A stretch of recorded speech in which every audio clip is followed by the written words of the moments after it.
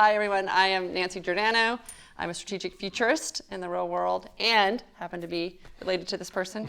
Yeah, so my name is Giordano. I'm kind of also a futurist in my own way, but I think I come from a little bit more of the technology side than maybe my mom does. So. And where are you in your career journey? Well, I am just starting. So I graduate in May. Who knows where I'm going to end up in the next 6 months. But partly this event is for the people here, but it's also kind of for me too, which is fun. So. Nothing like a mom making sure her son gets out into the world. No, but you've been, part of the reason we do this actually is because I've spent all my time as a futurist, also as a mom, and I've got three children who are students, and they've benefited from me talking about this and my events that I've gone to, and the friends that I have, and the world that I get to go operate in, and we realize that your friends have not been as exposed. Yeah, well, and when you have these conversations with my friends or just people from my classes, right. there's a constant fear that I think a lot of young people have about their role in the future, kind of just the future in general. And I think that's kind of the inspiration for this event, which was how do we kind of make young people optimistic about the future, hopeful about the future, curious about the future. And just to reframe that, when I speak to them, they don't get scared. Yeah. Okay.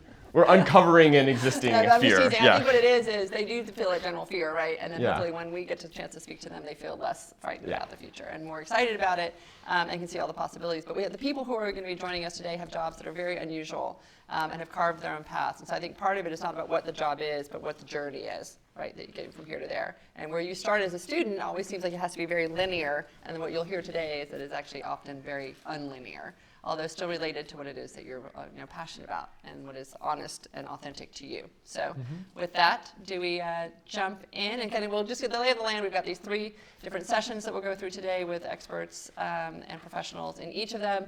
There'll be a chance to ask them questions, and then we'll do a little exercise that helps you guys get closer to your world and work. Sound right? Yeah, totally. Before we start, I would actually also love to just invite one of our key contributors to this, Kelly Knudsen. He is part of the funding team of this. It was built with my team, his team, and the University of Texas. So Kelly, you want to explain why this matters? Yeah, thanks, Nancy, for that. Thanks. I haven't had a round of applause for a while, so thank you.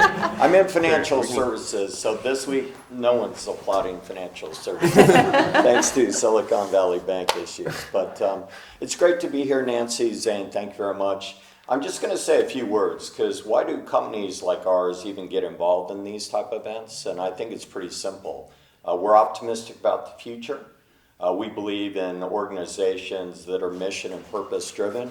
And we actually think the future is sitting in this room and online today. And so the ability to take what you've learned so far, get some of the experience from talented individuals that you'll hear today, from the panelists, mentors, etc. You can shape your own future, and you are the future, and you need to remember that. Bring your energy, bring your passion, bring your enthusiasm, bring your resilience, because you do need to be flexible about the future, and things change very quickly, as we're finding out this week in the financial sector in the U.S. And you have to be willing to pivot and adapt to things around you. But I'm very confident of the youth of today that is really going to establish the right future for our society and for our country and for the world. So take it in today, make the most of it. Hopefully you'll walk away energized and enthusiastic and some good ideas about what your career and future could look like. So enjoy the day. Nancy? Thank you.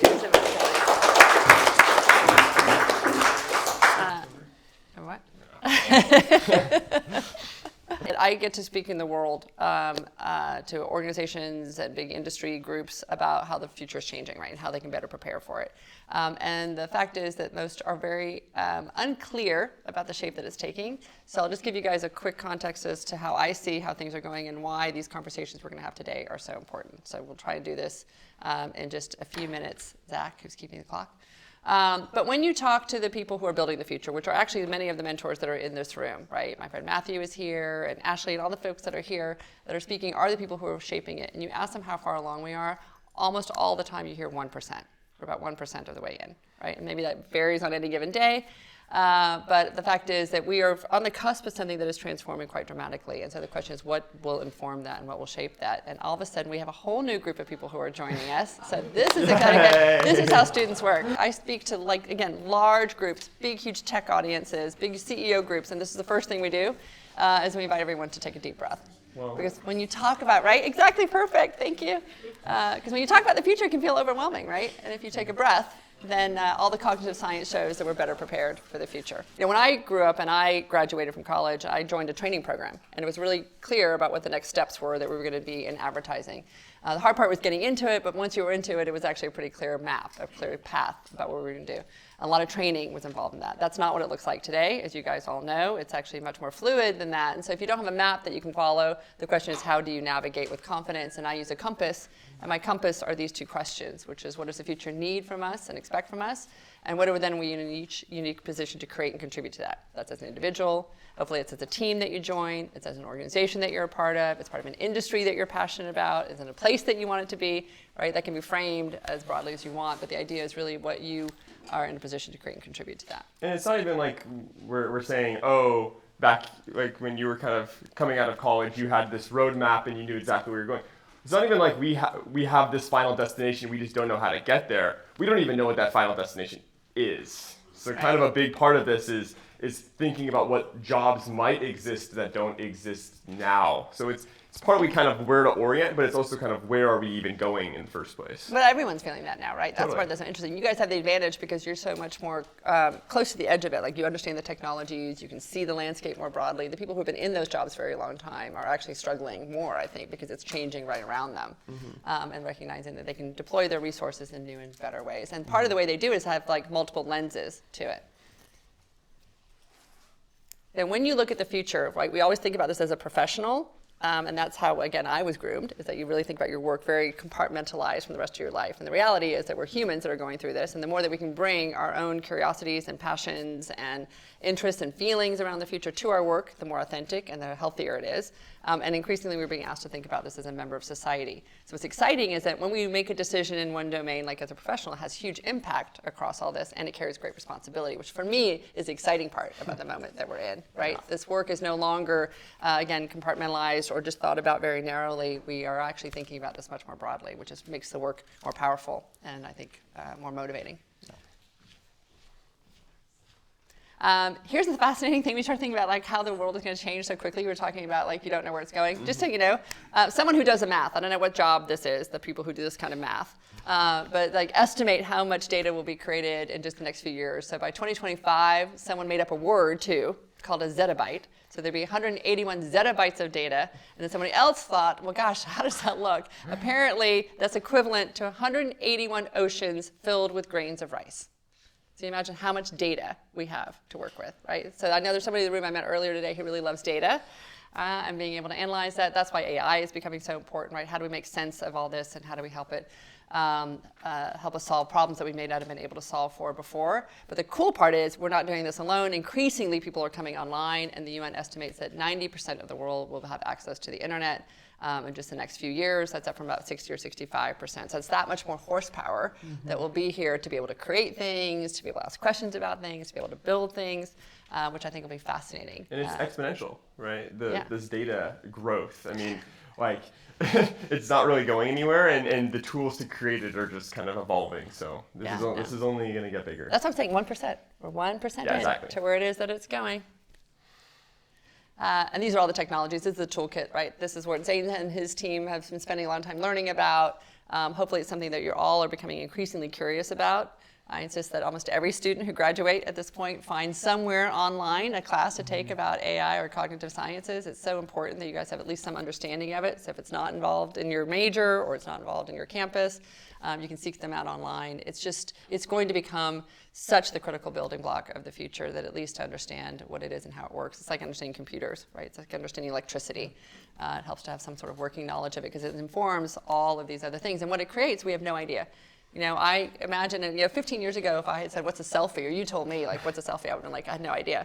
And there are people who explain it very technologically, but they underestimate the impact it will have on culture right? It creates an entire social media platform. It like literally has created a giant industry that didn't exist before. So these are things we don't know about. Well, and you don't need to be an expert in this whole list. That's not really the point here. The point here is not to be able to go and be the expert on all of this stuff. It's to have an understanding of kind of where we're at with this stuff. What are the affordances of this? Kind of what could this do?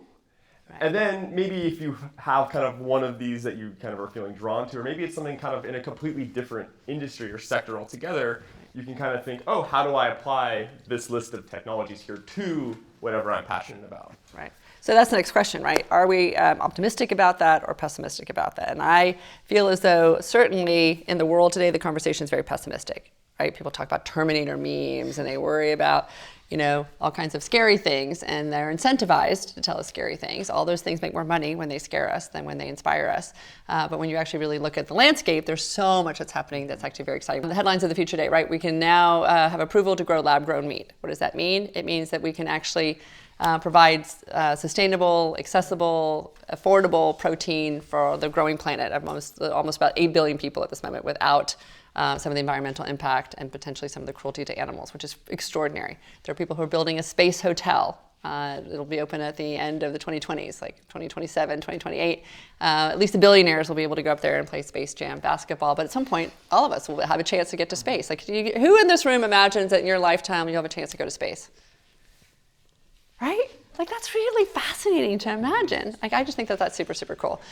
We'll hear in the next panel about the ability to build very differently, to build our built environment very differently. But there are people who can 3D print a house in a fraction of the time with completely new materials that both are designed for sustainability in terms of weather and in terms of compostability, and that we can decommission buildings quicker than we might have in the past, which to me is very exciting. And it's not all technology, it's also cultural change. So I thought it was really fascinating that both sides of the aisle right now are trying to figure out how to bring more advances to a mental health epidemic that we have right now, and they're looking at things like psilocybin and other psychedelic medicines as therapeutic medicines. So, I mean, we're just thinking, there are breakthroughs everywhere, right? The breakthroughs, again, are not just technological, they're also just in terms of what we think we can approach. So I get excited about all those things as ways of healing and building and growing differently. So we'll just stick with this and just say, here's to me the cool part. Mark Twain gave us the best advice when he said, you can't trust your judgment where your imagination's out of focus. So the rest of today will be all about expanding our imagination and asking hopefully really good questions across any range that you guys want to ask. The panelists you're about to hear are going to talk about their career journeys, past, present, and future. We're giving them 7 minutes each to explain their whole entire life's work. So you can imagine that is a daunting task, but they will then hopefully be able to elaborate on it with the questions that you guys ask. So again, thank you to the people online. Thank you to the people who are here. You guys ready to go? Yay, thank you. All right, so what's kicking us off? We have our first little panel. So this panel, environment and sustainability, it speaks to something you're going to hear a lot throughout this event, which is that we're kind of starting to take a more holistic approach to this. And about one, it's what we're building, kind of the things that matter even from a city level to an individual level, kind of what are the new things that are being built and kind of what are the impacts of those on our world. But then also, what are we building those things from is kind of another key piece of this as well. So the things that we already do build, whether that's clothes or houses, right, we have kind of new approaches to the ways that those get constructed as well. So there's kind of two sides to this, and we're going to kind of represent those both here. So let's get started. We asked those of you who registered for this to tell us what you're most curious about when you look at the future. And this is one of the responses that we got, which we thought was so perfect to be as the introduction to this panel. You want to read it? Yeah, so... You have better eyes. Do I? I'm curious about the intersection of AI and creativity and how AI systems can be used to assist and augment human creativity. I'm also interested in seeing how AI can be applied to solve some of the world's biggest challenges, such as climate change, healthcare, and poverty, which I love. And this is something that I tell a lot of my students all the time, which is that part of the reason to be so excited about the future and to care so much about this is we don't really have the tools yet to solve these big problems, whether that's climate change or poverty or healthcare, or you could come up with a million other ones, but we just don't have the tools yet to really solve these problems. And obviously there are things that we can do now, but kind of looking to the future, there are these tools that are coming up and are going to mature, and they're going to kind of be the keys to making the change that we all want to see. Right. So The tools and the mindset. And with that, we've got the perfect panelists to get us into the next thing. So I'm going to introduce very, very briefly Melodie, Yashar, and Ashley Gill, both of those women who are working at the forefront of their industries. One is in actual construction and building, and we love to describe Melodie and her title as a space architect, among many other things, which will describe the breadth of that job. And then Ashley Gill, who's working in regenerative textile and the industry around that. So with both of those, we'll just bring them on up and let them tell you more about their work. So thank you. And wait, find that in. Y'all can take whatever. I know, we got the audio receipt. So Melodie, we're going to start with you. If you could just tell us, again, in this few minutes, right, a little bit about what you studied, what you're doing now, and where you think it's going, and then we'll let Ashley do the same. Yeah. Hi, everybody. I'm Melodie. I'll tell you a little bit about my background. I have an unconventional background for what it is that I do. The way that our CEO, Jason Ballard at Icon, likes to introduce me is that he realized I have both a background in architecture as well as human-computer interaction research. What our CEO, Jason Ballard, mentioned to me when he met me was, you're working at the intersection of architecture and human-computer interaction. I studied robotics at Carnegie Mellon, and he was like, man, do I have a job for you. What Icon is and what we do at Icon is 3D print large-scale cementitious buildings. We focus on single-family residential, but we also build buildings for the Department of Defense. We do resilient housing, affordable housing, homeless solutions. And so we're targeting a very, very wide market when it comes to how we're rethinking how to do construction from the ground up. So 3D printed buildings, what does that have to do with sustainability? Essentially, the construction industry itself is well known for being a huge contributor to carbon emissions worldwide. Even a single home using stick frame construction can lead to up to maybe 3 or 4 tons of construction waste. And that to us is not a sustainable future for resolving what we consider to be a global housing crisis. Over 1 billion people worldwide lack adequate shelter to housing. And so we're leveraging robotics as well as our proprietary materials and architecture, actually, to introduce a more sustainable and more economic solution to build faster and more affordable and dignified housing for the people that really need it most. So my background, yes, I work at the intersection of design and tech. That's the way that I really like to describe it. I didn't know I was going to end up where I am. I didn't have like the job title for what I do, SpaceArchitect and VP of Building Performance, like didn't exist. It wasn't something that I looked up online. It was actually a very organic journey to how I got to Icon and sort of how these multiple fields that I was working in converged. I was a normal architect in New York for maybe 8 years, and it sucked. I was so miserable, and the coordination and documentation and just general day-to-day kind of tasks having to do with architectural production became kind of a soul-sucking thing. And also the work that we were, at least that I was like contributing to, just didn't have a lot of meaning, and it wasn't reaching people that I felt actually needed needed benefits in terms of like design and housing, and also just general well-being.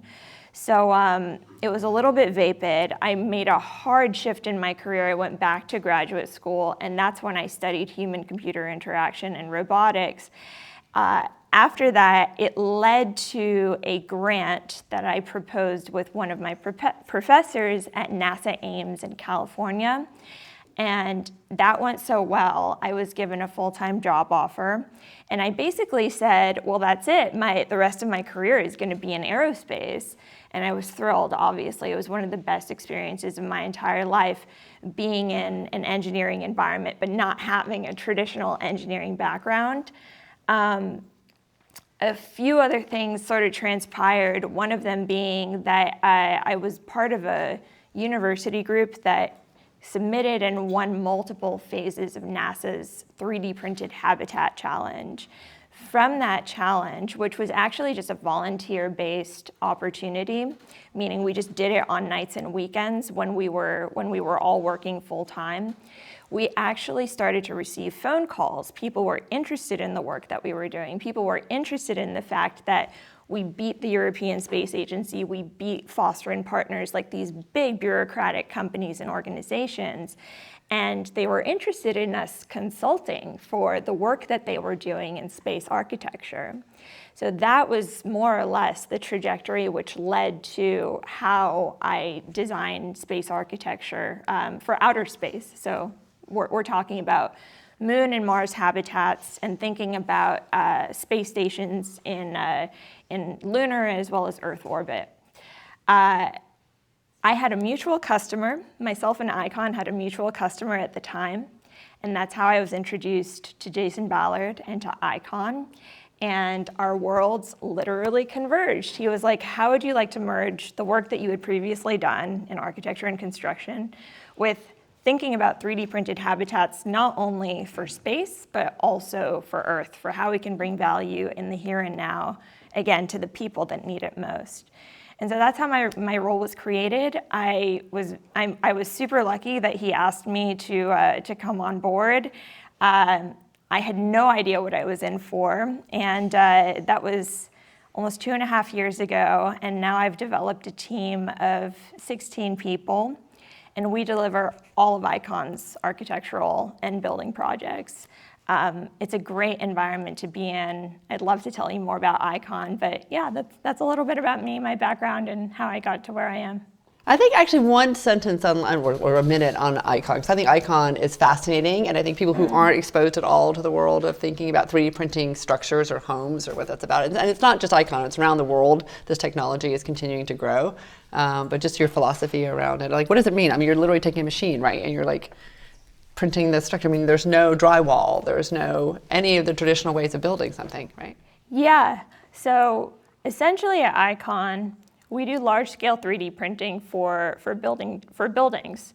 So we have a large gantry-based robot. It's like 40 feet wide, and we basically deploy that robot on site at a construction slab, and it 3D prints a concrete building in record time. So actually, we finished a pavilion, which is going to be open to the public May 25th this month. You can actually drive by it. It's right in front of the Long Center. It's this huge stage that we've basically did it in kind to support some of the upcoming summer concerts and events that the Long Center is hosting. That structure, which will host 1,000 people, took 10 days to 3D print. So it's record time compared to traditional construction. And because we're able to build more efficiently, only use as much material as we need, build faster, we also are able to introduce economies of scale.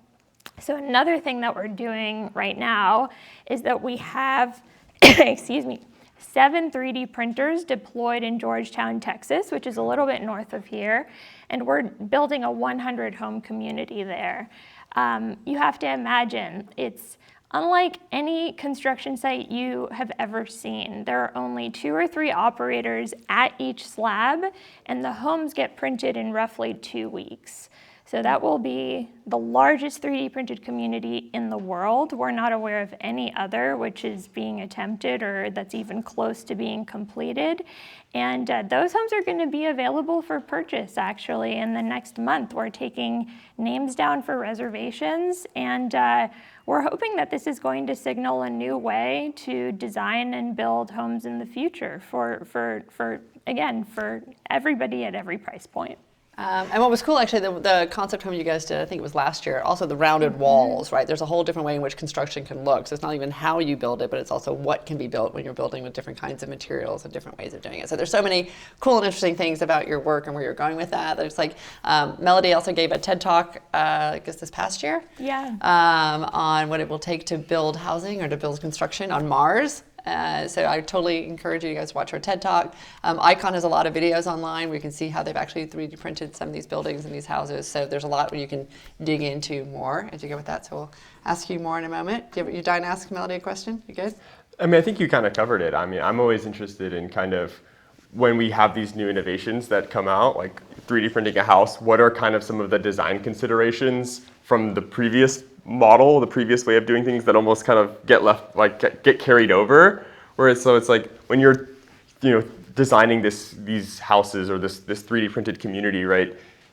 How much of it is you still have to kind of model it off of a traditional house just because it's what people are familiar with versus kind of when do you get the freedom to kind of go a little bit more out there and kind of use the capabilities of your tech? Have you kind of run into that balancing problem before? Yeah, absolutely. Especially for customers and clients that we have, they can't imagine the possibilities of a 3D printed home. So what they want is essentially a house that looks exactly like a stick frame house would, right? Because there's just no paradigm to imagine what amorphous geometries or like curved walls might look like in production housing. It's just too expensive right now, and it's not feasible using the materials and means and methods that we have. The other thing that's interesting is that we 3D print the wall systems, but the house needs to be finished out traditionally. So your sink, your bathroom, your kitchen, even your roofing in many of our projects, like these are all things that we still rely on contractors to come in and finish out the homes. So there's a learning curve there. Sometimes they see the walls and they're like, well, what do we do with this? We've never seen something like this before. So we absolutely have to work to merge those two worlds, traditional means and methods with the new possibilities that we introduce with 3D printing. And I think regulation becomes a part of that too, because that's the whole thing of making sure people feel like it's safe enough to be able to go do this stuff. All right, Ashley, talk to us about how your world intersects in some ways with this and where you're going, what you're building.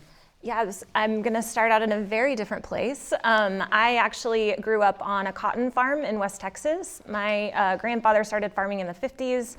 My dad took over in the late 70s, and now my brother mostly runs the farm. And I grew up like working in the fields and wanting actually to, have a big fancy life and move completely away from the farm and not have anything to do with that. So I went to university and I studied history because I was just curious about it. I just really liked history, and so I studied that. Everybody was like, "Are you going to become a teacher?" And I, was like, "No, why would I become a teacher?" Which is actually probably something I should have considered, but. After that, I had this desire to to use, I think, what I had learned about my past with kind of the ability to help people. I really cared about communities and building up communities. I grew up in a small town, so that's really something that I cared about. So after college, mostly because I didn't want to get a conventional job, I joined the Peace Corps, and I moved to Cameroon in West Africa. And I was really excited because it was a big adventure. I was going to get away from Texas, and I landed on a cotton farm in Cameroon. They grew millet, they grew corn, but they also grew cotton. They were very impressed that I already knew how to pick cotton. But I ended up there, and I really saw this connection between the environment and people. And I grew up knowing that our family relied on things like weather patterns and rainfall and the health of the soil.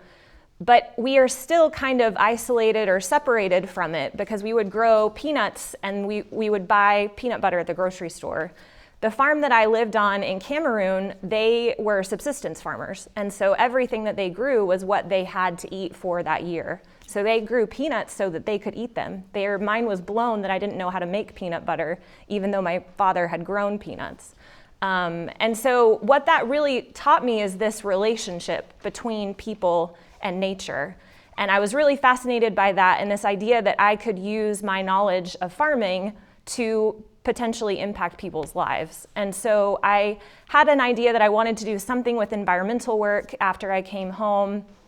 And my mom, when I was living at home trying to figure out what I was going to do, found an ad in a local printed newspaper for an administrative assistant at a local, what they called a global nonprofit. And I was like, Mom, there is not a global nonprofit that works on environmental things in the panhandle of Texas. There's just not.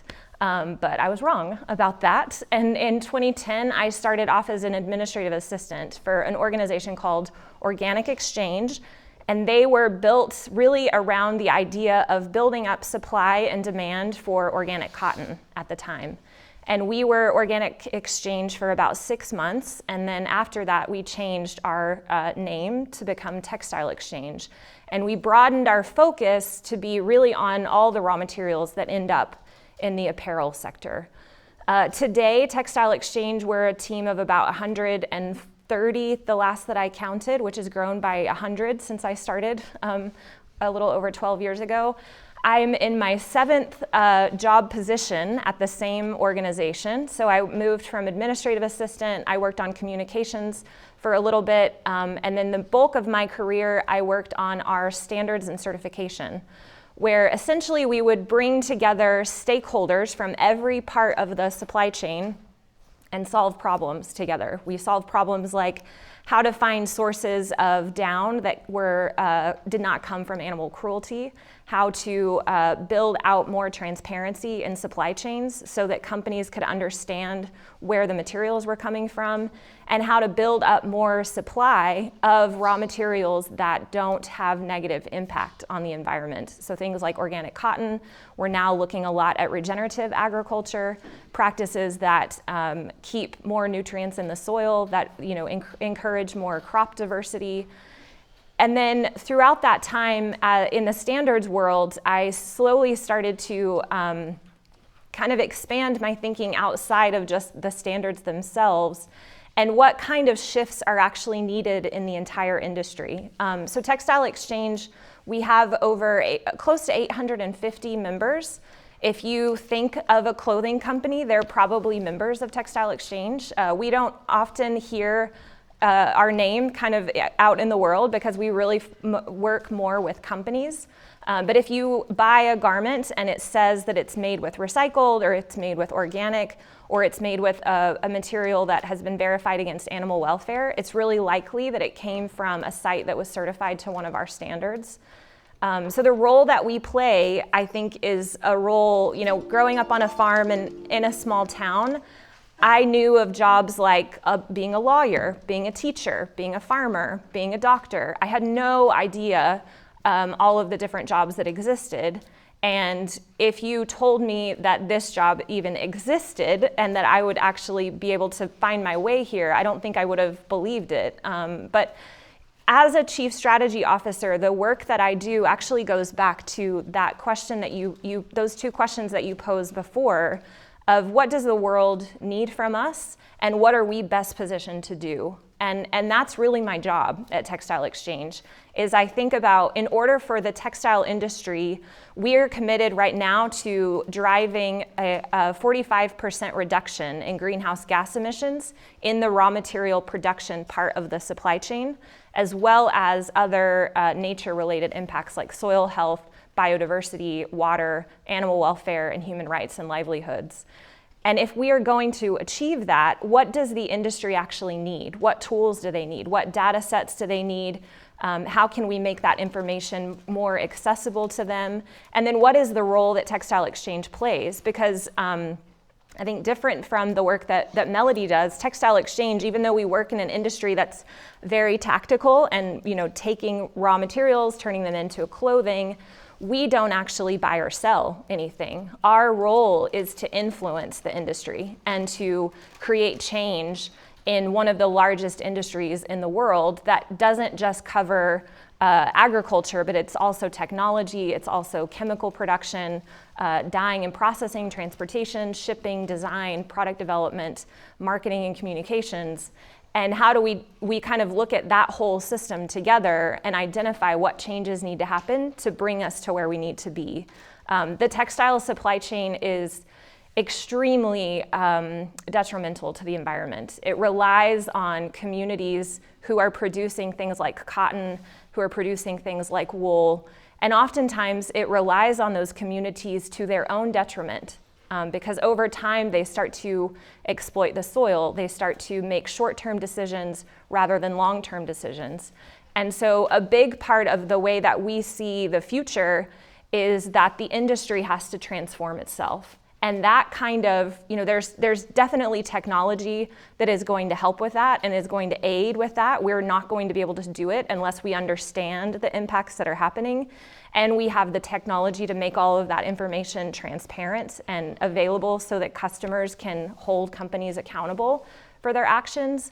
But it's also about relating to humans on a one-to-one level and really learning to listen to those communities that are producing the fibers and learning to listen to suppliers that are caught in the middle of being asked to continually provide better and better environmental performance without additional cost. Returning back to them into their systems. And so we think a lot about change management and the relationships and the communities that need to be built within the industry to support it and to support that kind of growth of leadership and transformation over time. Because the textile industry, it's a hugely impactful one, but it's also a hugely influential one. And we really believe that if fashion can change and become a force for good, then the possibilities even beyond that could extend as well. But it's always so fascinating, right, to see like what you studied, what you were curious about, and the zigzag that it got you to. Yeah. And then even in the same role, or the same organization, very different roles that you get to yes, take. I mean, I think very that's different encouraging, roles. right, that you don't stay static in some spot. Totally.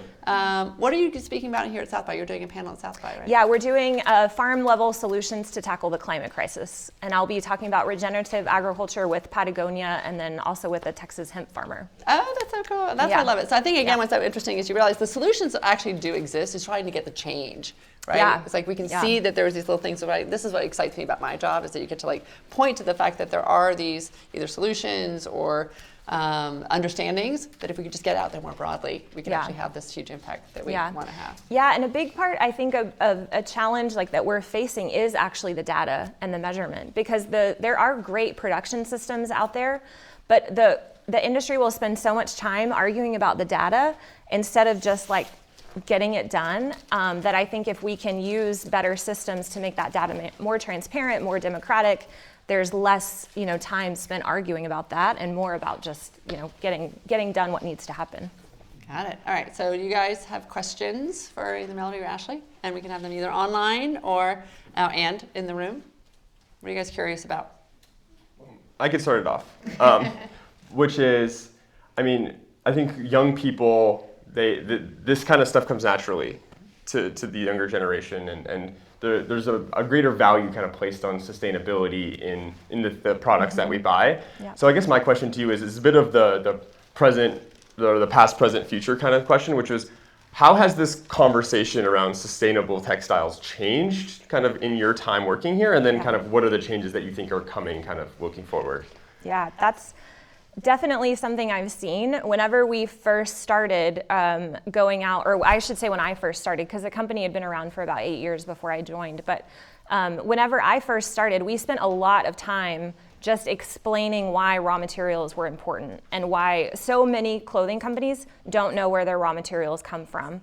And we spent a lot of time explaining why that was important and why they needed to be asking questions and to try to ask for materials that were better for the environment.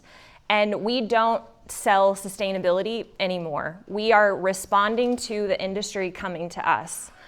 Because sustainability is not a trend. It's not something that companies are thinking about maybe getting into. They are now thinking about how do they transform it to become not just an activity, but something that's foundational to their business. And that shift has really happened in the last 10 years.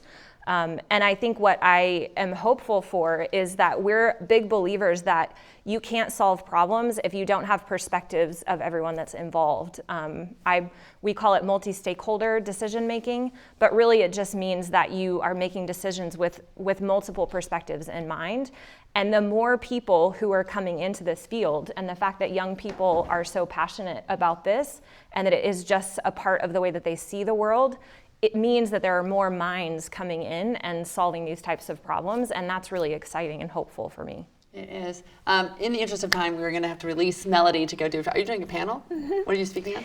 Excuse me. I'm speaking on robots for building in the wild. There you go. Awesome. Yeah. Right? Exactly. Well, we should not keep you from that one, but thank you so much for being here. I would follow Melodie online. She posts a lot of stuff, at least on LinkedIn. Yeah. Sometimes on Instagram, right? Yeah. On the things that you guys are building and working on. It's super fascinating to watch. So thank you so much for being here, and we really, really appreciate it. We'll spend a few more minutes with you, Ashley, if you guys have got questions, Totally. but we will let you go. Thank you. I appreciate it.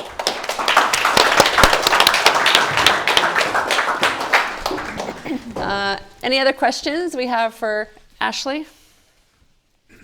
JP. I'm just curious, what is the low-hanging fruit right now as far as like what massive gains can happen in textiles very quickly that you see in the next 5 or 10 years that will be game changers? So just to repeat the question for those who are watching online. So what is the low-hanging fruit, right? What is the impact that you could have quickly in a short period of time? So Textile Exchange focuses on the raw material production part, and I think a big thing that will happen in the next probably 5 years is massive scaling of textile to textile recycling. Right now, if you look at where a lot of the recycled polyester specifically comes from, it comes from plastic bottles, which is in some instances is better than using fossil fuel, but actually it kind of just extends a linear life of the plastic bottle, because you can't today really recycle textiles. But that technology is happening, and we're really, I think, getting very close to a tipping point where the ability for companies to efficiently recycle textile to textile clothing, I think that's a big thing that's going to happen. I think the other really positive area, and I'm really focused on cotton and polyester because those are the massive, that's a massive volume of where most of our clothing comes from. But on the cotton side and other natural materials, there's a really big, significant increase in the interest in regenerative agriculture, which is very similar to essentially just what I'm talking about building resilience in the supply chain, things like cover crops, that type of thing.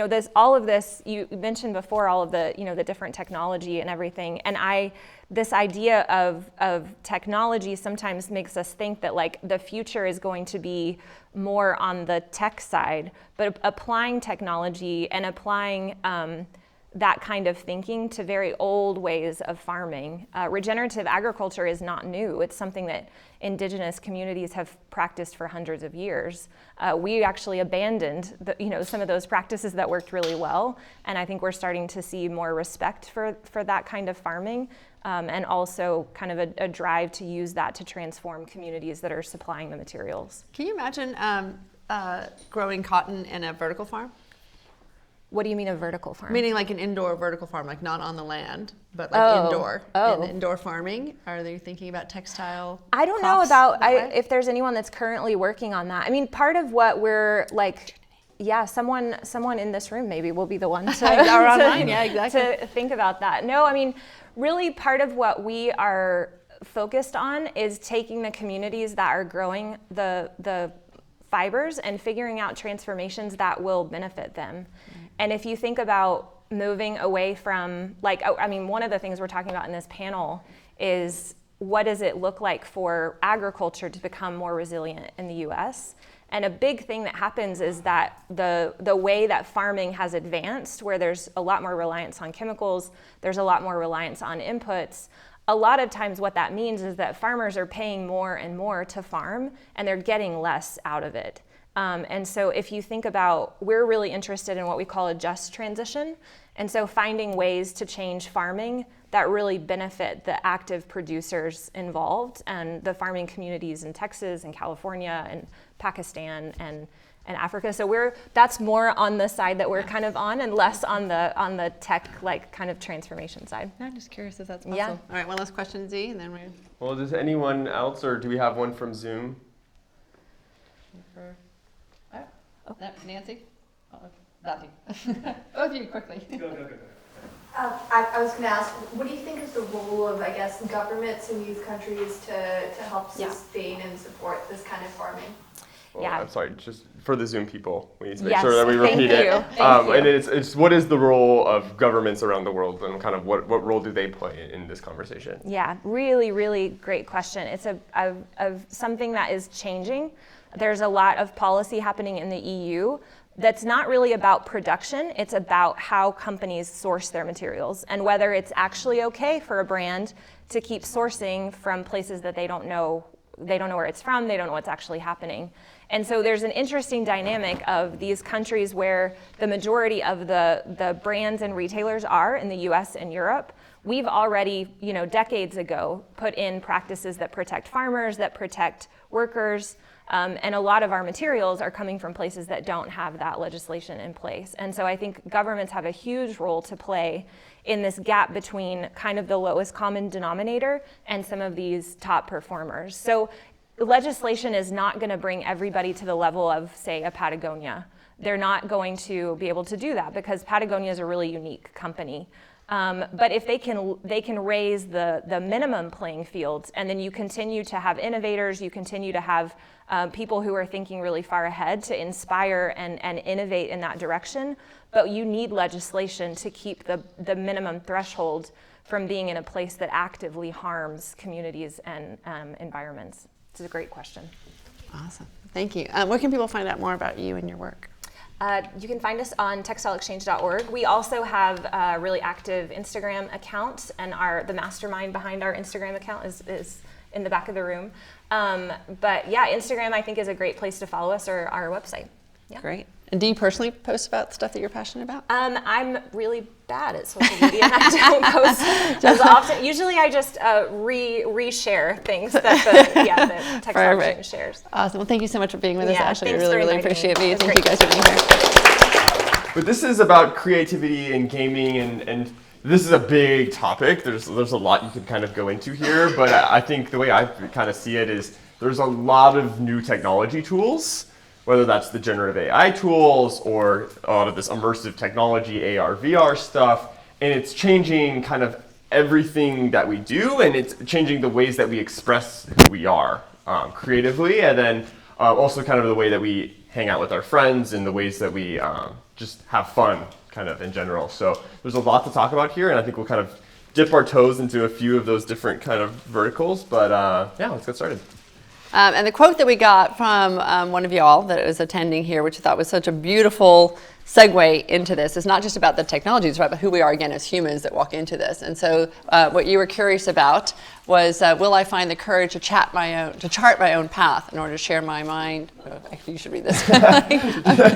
To share my mind and ideas with the world, will I ever be truly brave enough to be myself? Right, and that is at the heart of creativity and being able to jump into this world. So the three panelists that we have has become a little bit more fluid in just the last few minutes. We have Brooke Hopper, who is joining us from Adobe, which is in a really interesting role. Again, when you talk about a role that it literally has emerging in the title of it, you know that it's continuously shifting and changing. We have Erin Reilly right here from UT and is a mentor to Zane. And then unfortunately, Kenny Vaccaro, I think may have gotten double booked during South by Southwest, which absolutely happens. It is part of the challenge that we have here. Matt Santone was also supposed to be on the panel. He got sick because of something. So, we just roll with it. The good news about being in Austin and being here during South by Southwest is that we have a plethora of people that we can pull from. So we have someone who literally just landed and was going to be here as a mentor, who's going to join us on the panel, my close friend and wonderful person from Microsoft, Mike Pell. So we will have the three of them come join us now. So we have Brooke, Mike, and Erin.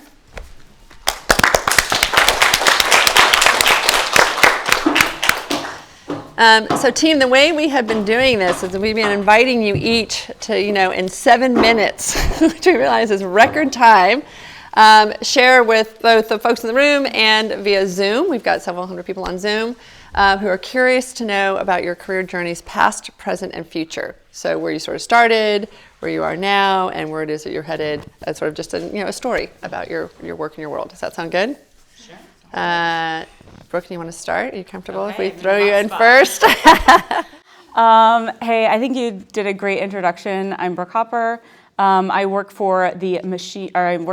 I'm on the machine intelligence and new technologies, such a mouthful, meant to sort of like generically cover all of the emerging stuff that Adobe does. But I'm the principal designer, and so what I get to do is I get to work with really amazing research scientists every single day, and sort of like take a peek into the future. And the great thing about it is, and I'll get into sort of like my career path right after this, but I think the great thing that I really love about doing what I do is it's literally like, you know, I can imagine any sort of thing that I would want to do, and I have this whole team of research scientists who are there to say like, yeah, it's probably possible if we do this, this, and this, and like, yeah, we can probably do that. And so it's actually really, really amazing.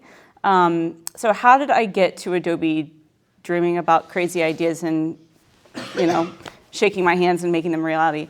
I went to school for graphic design. That was my career path. Visual communication. So, you know, right after undergrad, I ended up working at a software firm, oddly enough, even though I had no idea how to design software, because that was the time that it was. But I was doing web design, and this is back when web design was happening in Photoshop, and you have thousands of layers and no one names them, and then you hand it off to someone else, and they want to kill you because you didn't name anything. Y'all are going to have so much fun to talk about right now. Yeah. That's true, by the way. Yeah. So back in the olden days. But it was really great because what it did is it sort of allowed me to really understand sort of like the importance of UX before UX was really, you know, a thing that people focused on. And from there, I actually ended up moving to the Bay Area. My partner at the time got a job with Apple, which was super exciting. And so it was like, yeah, of course, let's move to San Francisco, no questions asked. And from there, I realized that, you know, I really love graphic design. I really want to try out, I sort of want to go backwards. I want to see what it's like to do print and, you know, branding and lay out books and all this other stuff. And I have to say, like, I loved it. I loved the atmosphere. I loved having to sort of just like, you know, very quickly sort of turn things out. And from there, I actually decided that I wanted to go to grad school. So I tried working at agency and going to grad school, would not recommend at all. Both of them are very demanding. But I went to grad school and it was in transdisciplinary design. So I've always loved typography. And my thesis was on something called temporal type, which is a term that I made up. But I was basically looking at sort of like what is the line between legibility and, you know, type becoming like actual art where it's not legible anymore, looking at sort of like semantics and semiotics, a very grad school esoteric thesis. And from there I went to Adobe. And, you know, I have to say I love working and doing what I do because I get to create things for the most creative people in the world.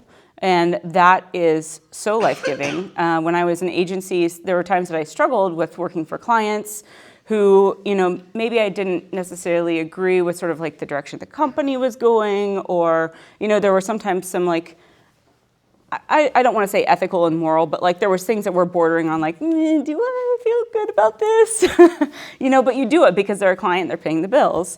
And I feel like being at a company who really sort of like helps creatives do their best work, that is the most life-giving thing I can do. And quite honestly, it's a huge responsibility. Like it can be very overwhelming because if you, like, I don't want to say you can screw up, but like, you know, like if you you know, are not doing your best work, you're hindering other people from doing their best work. So what was the other part of it? How am I doing on time? I'm sure we're doing fine. I think Ethan's making sure that we've got much time. But like, where's it headed next? Like, what is on the frontier? Like, what is something you're working on right now?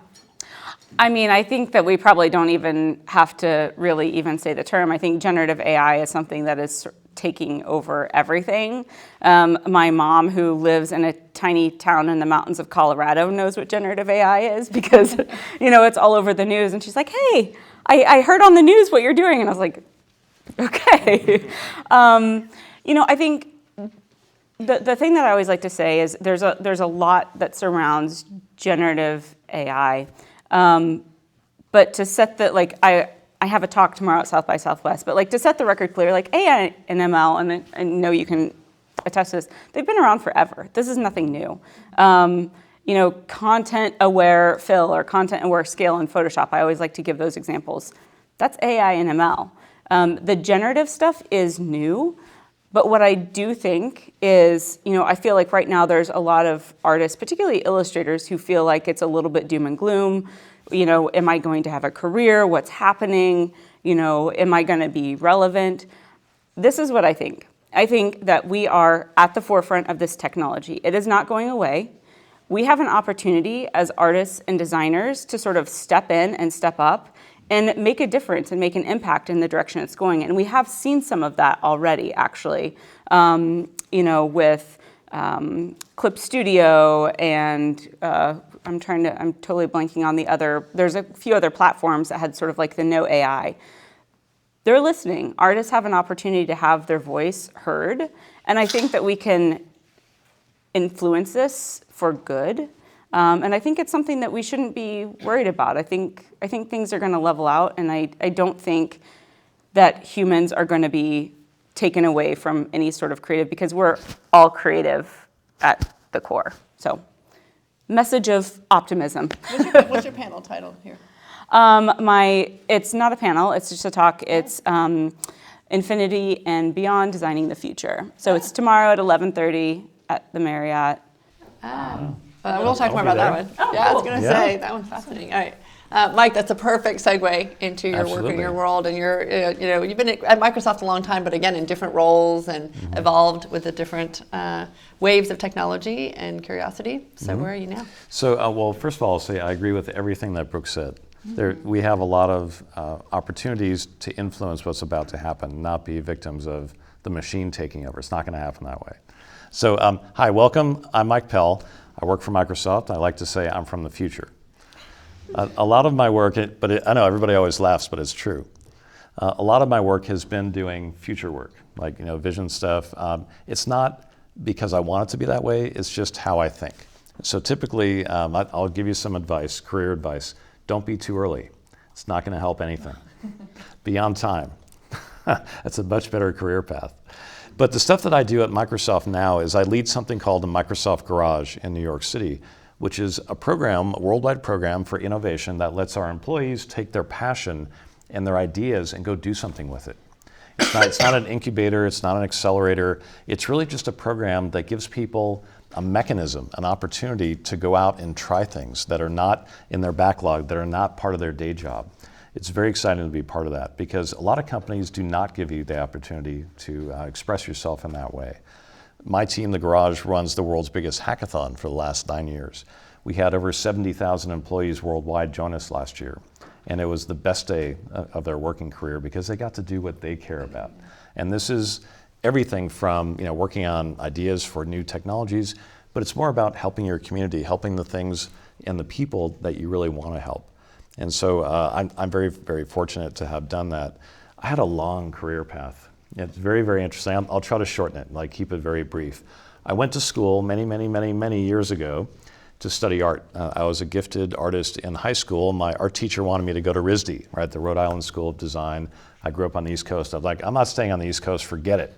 I'm going to sunny Tucson, Arizona. That's where I'm going. So I went there to study fine art. I had my very first class, and I realized my high school art teacher didn't teach me a thing about foundational, mechanics. So there's no way I was going to last in this program. So back then there was this new thing, personal computers, and I thought, well, I should try this out. I love science fiction. I always loved technology. I love like the Apollo program. And so I thought, well, I'm going to give this a try, and I liked it. And I've been very, very fortunate that for my entire career I've been able to keep my design and creative side along with an engineering and more technical side and combine them together. So as part of my advice to you about career and like what you want to do, don't ever let anybody tell you that you can only be one thing. You can be as many things as you want. I've made a career out of that. I'm sure like all of us have had an opportunity to do that. You do not have to sit in the little box that they would like you to sit in. It's better to be a rebel and a maverick and someone who wants to go do their own thing. It's hard, because corporate America. The system isn't currently designed to support that, but I That's think correct. shifting to. It is like a lot of college programs are now integrating design and engineering and business so that you come out a little bit more well-rounded, and corporations and even startups are starting to understand how to utilize people with lots of different skills who have interests in different areas, but it wasn't like that back then. So I had to learn the hard way. But through my career, I've done a lot of interesting things. I invented what is now known as the font menu. Like when you click on the font menu and you see what the fonts look like, it wasn't like that when the computer first came out. It was all the same font, Chicago, and you had to try them out and see them and go like, that's not right, that's not right. It was ridiculous. So I hacked the system, built the font menu. Many years later, I actually joined Adobe, invented Acrobat and PDF with some friends of mine. I literally hacked together the very first PDF file. It was a hack. It was just like we took a bunch of Illustrator files, put them together, fed them into a hacked up display PostScript interpreter, and out popped this page. So that was pretty fun. We're very grateful to you. Well, so it's funny, right? This was one of those things where John Warnock, who was the CEO of Adobe at that time, had this crazy idea that you could take a document from one computer, like a Linux computer or a Mac or a PC, and interchange them. And that was crazy thinking back then. That was like ridiculous. Like, you can't do that, it's impossible. But he knew that if we could do it, people could actually have their well-crafted documents show up right, because they didn't show up looking right at all. And so we hacked together this incredible prototype, turned into a multi-billion-dollar business for Adobe, and changed the world of business. So there is always that kind of thing. And I have another story as I sort of fast forward to Microsoft. We, many years ago, and this is no secret, Microsoft didn't know how to cooperate with itself, right? Like, we were in silos, meaning every different division and group within the company didn't like working with each other. They were competitive. They didn't know how to sort of actually even trust each other. So about 9 years ago, we got a new CEO named Satya Nadella. Satya had been a longtime Microsoft guy. He couldn't stand that the culture of the company was so fractured and dysfunctional. And so he asked a small group of people, the Garage team, that I was part of, to figure out how to go run a global hackathon, to just let everybody do whatever they wanted for a week, because he wanted to see what would happen. Like, would anything good come out of it? What came out of it was we actually changed the culture of the company.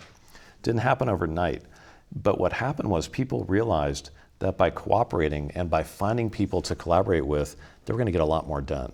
So instead of being competitive and not trusting people and pushing people away, we sort of got the idea of being more cooperative, into the, like sort of the water. And that changed everything about working at Microsoft. I think if you ask anybody, to the person, they will tell you that the company is very, very different now. So another thing about careers. Can I just jump in? Yeah. The thing that was so cool about the hackathon too was that it wasn't just the engineers, the designers that were invited to the hackathon. It was people in accounting, it was people in talent and HR, it was people in supply chain and logistics, right? It was anybody who had an idea about how to improve the system in some way. Yep. Instead of sitting around complaining about it, we're invited to come and do something about it. Yeah. Right? That I think was the big shift. Yeah. That we point to a lot to other organizations about how to change culture. Yeah, that was absolutely critical, Nancy. Yeah, thank you for bringing that up. Hackathon was for everybody and still is. By the way, if you hear the term hackathon, you should not automatically think that it's code-based. It doesn't have to be. We do things all the time that are just about people learning how to do something quickly. They're growing as people, right? They're developing new skills, figuring out new things to do. So it's not always. I always tell people it's not about the thousands and thousands and thousands of projects that get created, that sort of come out the other end of this activity. It's about the people, showing the people that there's a mechanism that we can listen to them, they can take their passion and do something with it, and we always are going to get re-energized employees at the end of all this, so it's good for us. And so just to answer really quickly about what's next, so I've learned so much at Microsoft over the last 20 years. I've written a few books that are really sort of told from the future. The one I'm finishing right now is called Visualizing Business, which is sort of what's next after this whole generative AI and ChatGPT. But it'll be a lot of fun. It helps finally people to see and to understand how business works. Businesses are living, chaotic, breathing things, but yet they're always displayed and portrayed as static, graphs and charts and spreadsheets. They are nothing like that, right? We all know that. And so finally, there's a new visual language and a mechanism to be able to see how these things work. Ooh. So that's what's next. And when is that out? That'll be out in the first week of May. It's on pre-order this weekend at South by. All right, good. So again, this is what I love about this week, right? Is that we get to touch the future so tangibly here and be on the right edge of it. All right. Well, if you and Erin had a digital child, it would have been Zane. But it fits perfectly with I know that you spent a little time, and Zane hasn't fully taken advantage of the mentorship that you have potentially made available to him yet. But Erin has filled the gap right now, and so Erin, tell us about what your work is here at. Yeah, sure. So I love both of your stories, and it definitely speaks a lot to the story and the trajectory that I've been on. But I have to bring us back to the quote that you started this with, that the student shared with you.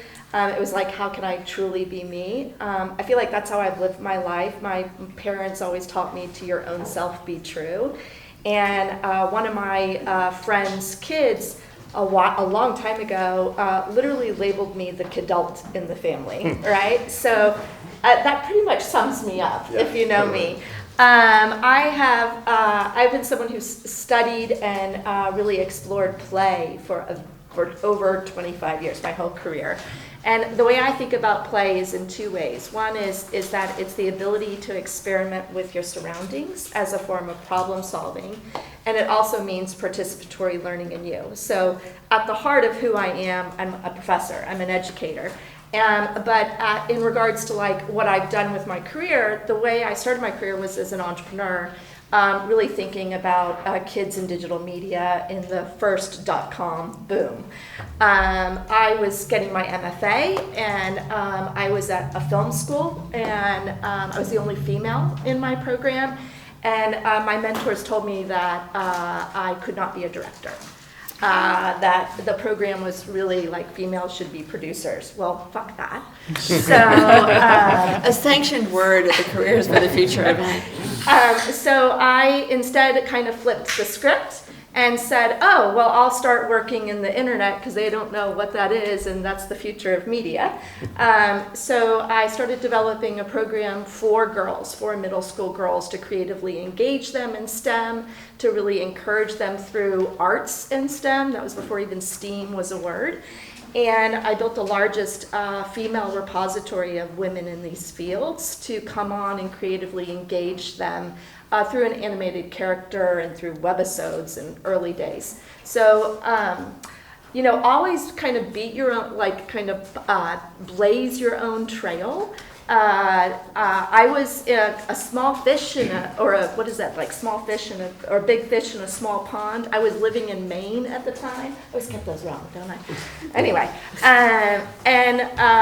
Angus King was the governor. He's a senator now, but he was the first to do a one-to-one laptop initiative. And I went to him, knocked on his door, and said, I'm going to create your whole digital program for your laptop initiative. So my program blew up very fast, and it went national within 3 months. It went international within 6 months, and then I ran it for a really long time until MIT started paying attention, because they started realizing that digital media and learning was where kids were learning, was where everyone was kind of moving towards. So I went and ran a lab at MIT, and it was a sister lab to the media lab. So where the media lab is really known for the future of technology, always thinking 20 years out, our program was really helping people think of the careers that don't exist yet. We were going in and working with them and saying, well, how would humans actually use that tool? How would that work? So early days thinking about experience design, which is now just a common term that we all need. So that kind of put me on the trajectory of being in academia 20 years ago. And since then, I feel like I've been at Tech Mecca at MIT and Media Mecca at USC, where I ran and founded an innovation lab there. And then UT recruited me here. And I loved coming to Austin because it was the convergence of media and tech. It was literally this kind of blend of everything I was trying to do in my career. Throughout the time, I've been a consultant with all of the top companies, Microsoft, Disney, a lot of consulting firms like PwC and Ipsos.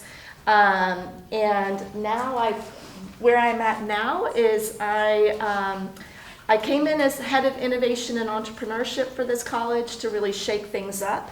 I think that's kind of where I sit, is to really mess up what teaching and learning looks like. I hope my classroom is every day a hackathon or some sort of build fest to question the future.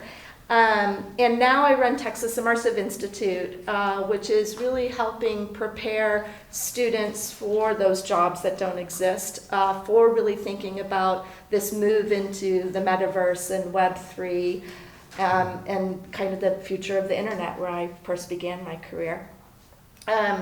Some of the things I'm excited about that I'm building is I'm definitely playing around with AI. I'm actually building a virtual friend, really exploring the social and emotional connection that you can have with GPT-3 in a whole virtual world. And we've done a lot with augmented reality. We've done a lot with virtual worlds. We're building immersive experiences that blend the physical and digital, which comes full circle to why they brought me to MIT. Is like, I came up with this term called Siphibian theory. This is what I literally walked in and they're like, so what do you think about? I'm like, I have this theory.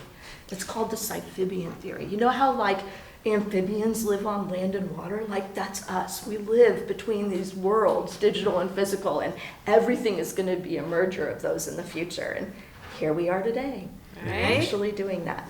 So we have a physical event and virtual event. Exactly. At the same time. So. Exactly. And we'll try and figure out how to make it more immersive in a moment when we actually engage students in some of this stuff too. But Zane, you're in Erin's world all day long. So what are some questions you have for this amazing group of people? I mean, I get to ask Erin questions all the time. Yes. I know, but I mean, you get Mike and Brooke. So I think what's so fascinating is to see that all three of you are playing in a world, but from slightly different perspectives, right? But you are literally shaping the experiences and the tools and the way in which we're going to be able to express ourselves, right across this range here, right? So I can say, having been in the industry for a very long time, I'm just blown away by both of you. Like hearing your backstories. Like I know Nancy like very well, but you have been right at the heart of all this. Like you're responsible for a really big thing right now at Adobe, right? Yeah. You're shaking up this whole university. Thank God.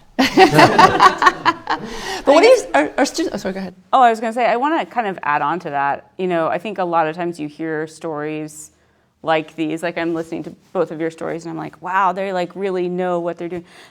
No one knows what the hell they're doing. Like, no, like you're just like, you're taking like, I would say like career is just one entire sort of like exploratory thesis. You're just like finding little strings and you're like pulling them until, you know, they don't make sense anymore. And sometimes they, you know, open up really big things and sometimes they don't. So you start following the next string. There's no math or science or anything to this. It's literally just, I mean, I hate to say it because people roll their eyes. My husband is a researcher and I was like, it's intuition. Like you follow it and you go with it and it leads to some pretty great things. But I do think it's those turns, right? It's like when you decide to go back to grad school or when you decided that this program didn't, I think that thing that we said when you run out of energy in that thread, right? Mm-hmm. That's, I think, the thing to pay attention to and then to be curious about what the next thing is that you want to learn more about. Because I think that's what guided certainly my career is where I get frustrated about something and then I want to go create the thing that takes me out of that frustration. Yeah, when you're bored, man, leave. Right? Yeah. Or you're not heard at all, then you figure out a way around it. Like I think it's so interesting when you talk about your program, right? When they were saying no, women aren't directors. And you can keep pushing against it, or you can do this sort of end round, right? When you go to the next thing, which I think is fascinating. And you've done that actually at Microsoft, right? You were in one area and ended up in another. Yeah, no, it's amazing how many times people come to you and go, we should do this thing, and they walk out, and you're sitting there going, okay, all right, let's figure out how to do that. Don't be afraid, right, of going off and actually failing. I don't like to romanticize failure at all. I can't stand when people say fail fast. I can't stand that phrase. I can't stand it because I don't think anybody wants to fail. I think you learn when you fail and you have to try, but it's better to just sort of be willing to have things not turn out because they're not going to turn out very often. Just try it. Just go figure it out. Are your students prepared for this future that we're all shaping here for? Like, meaning not the ones obviously that have been in your classroom, but as I they would walk say in. I would say the ones that Texas Immersive actually pulls students from across the campus. So we try replicating what it's like to work, with you're not working with always your same discipline. So we have 13 majors represented in the program. And I think one of the biggest skills they learn is how to work together, how to work collaboratively, how to foster collective intelligence where they're pooling their knowledge towards a common goal, that they don't have to be an expert of everything, but to know that their expertise matters and they're contributing to this bigger purpose, I think it prepares them better for where they're going. So I've finished the Texas Immersive program, and I'm kind of in more of a leadership role now. And I think I interact with a lot of the students, and I kind of have a pulse on the organization. And I think something that's really consistent is, in any organization, I think there's probably students that are better prepared for the future than others, or kind of just more prepared for the rigors of the workforce. But I think what's interesting is that the students who I think are set up for success, there's no correlation between their majors or their skill sets even. It's not about what they do or what they're passionate about. It's that they are passionate about something and they have that twinkle in their eye when you talk about it, and they're saying, I'm going to do this thing. And it doesn't matter where on the spectrum they fall as far as what they actually want to do. It's just whether or not they're willing to just do it. And I think that's something I've kind of consistently seen as students come through the program. And that's what we look for too. Exactly what you just said, Zane, is we want people who are curious. Like, you have to be curious,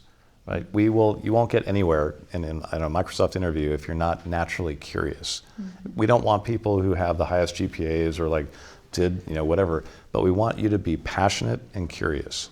And the passion comes from doing things that are not just in your curriculum, mm-hmm. that are outside, like whether it's going off and hacking on something or like doing whatever you're doing, like helping the community.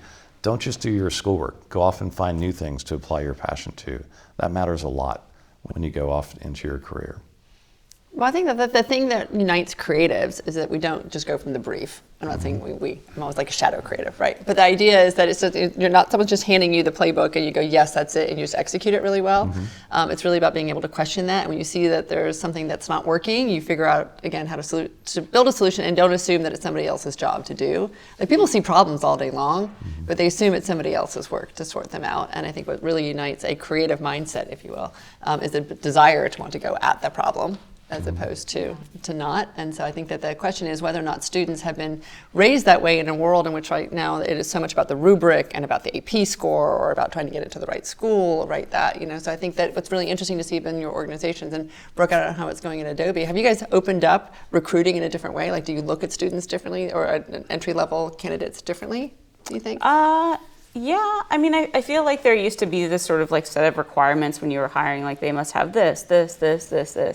I just hired an intern last year who has zero experience with any Adobe tools, which I think is great personally. And she's amazing because she can come in and she can flip stuff on its head and look at it, a million different ways. So what do you look for in candidates? Curiosity and hunger. I think to what everyone has said up here already, like, I'm not interested in someone who's a rule follower. I want someone who's gonna, like, quite honestly, like, be a little bit of a pain in my ass. Like, they're gonna wanna go some direction, and I might get annoyed and be like, come on, like, we have to ship this thing, and they're like, but I want to explore this, and like, it ends up being great, and like, that's the type of people that I personally love working with.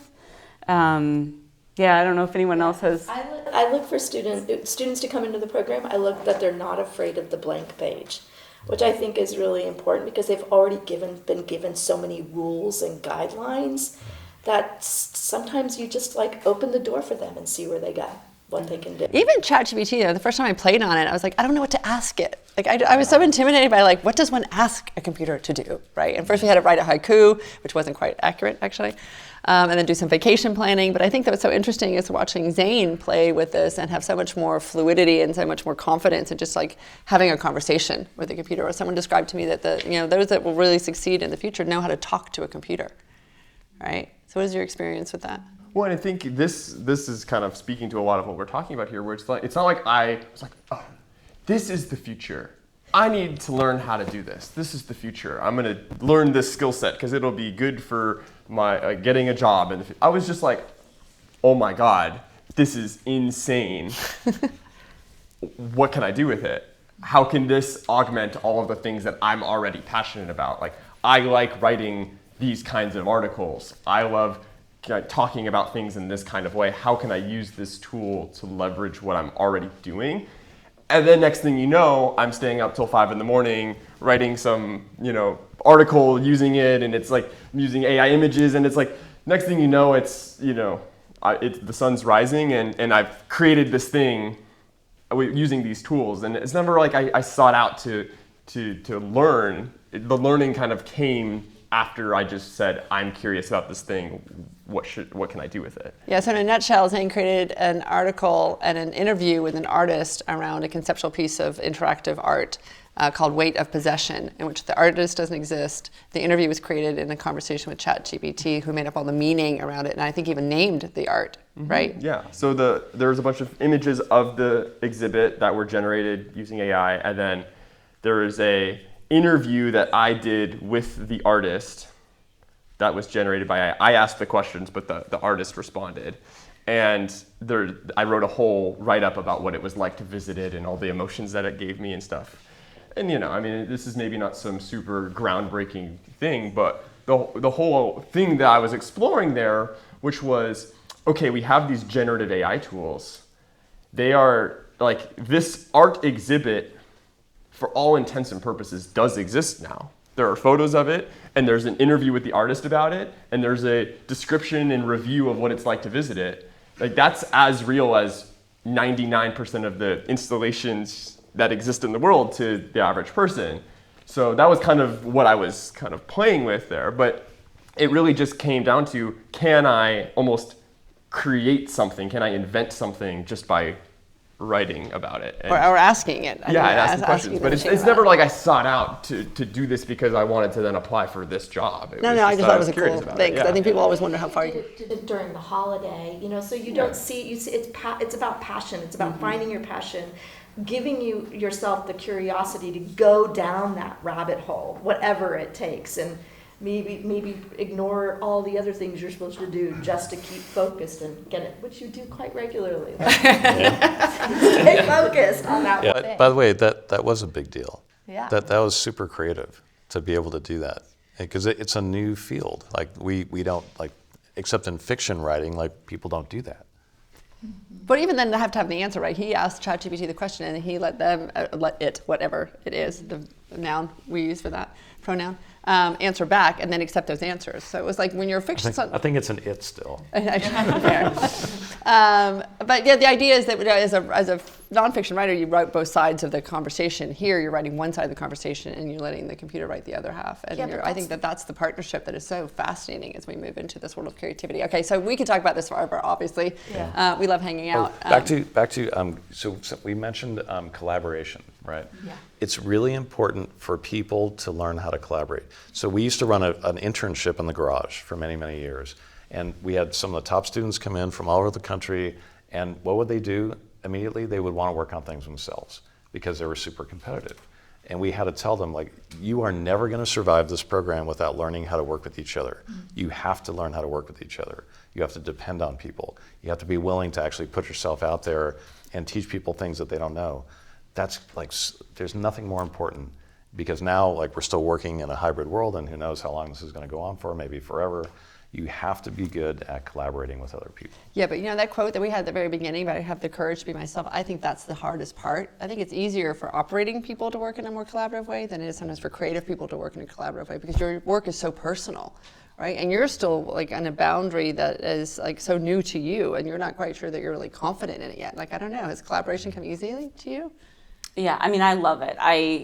One of the talks that I pitched for the South by talk was actually like engineers being creative partners, because that's my number one pet peeve that I see designers do, is they're like, well, I know how to design this thing, and I'm going to do this, and then I'm going to pass it over to the engineers, and they're going to make it. that is bullshit. I'm just gonna say that. Like, engineers are some of the best creative partners and some of the most creative people that I work with, far and above and beyond designers. And I think that if there is one thing that you do, I would say, like, never sort of like decide that because that person, to what we said earlier, because someone doesn't have design in their title or artist or whatever, that does not mean that they are, not a great person to collaborate with or design with.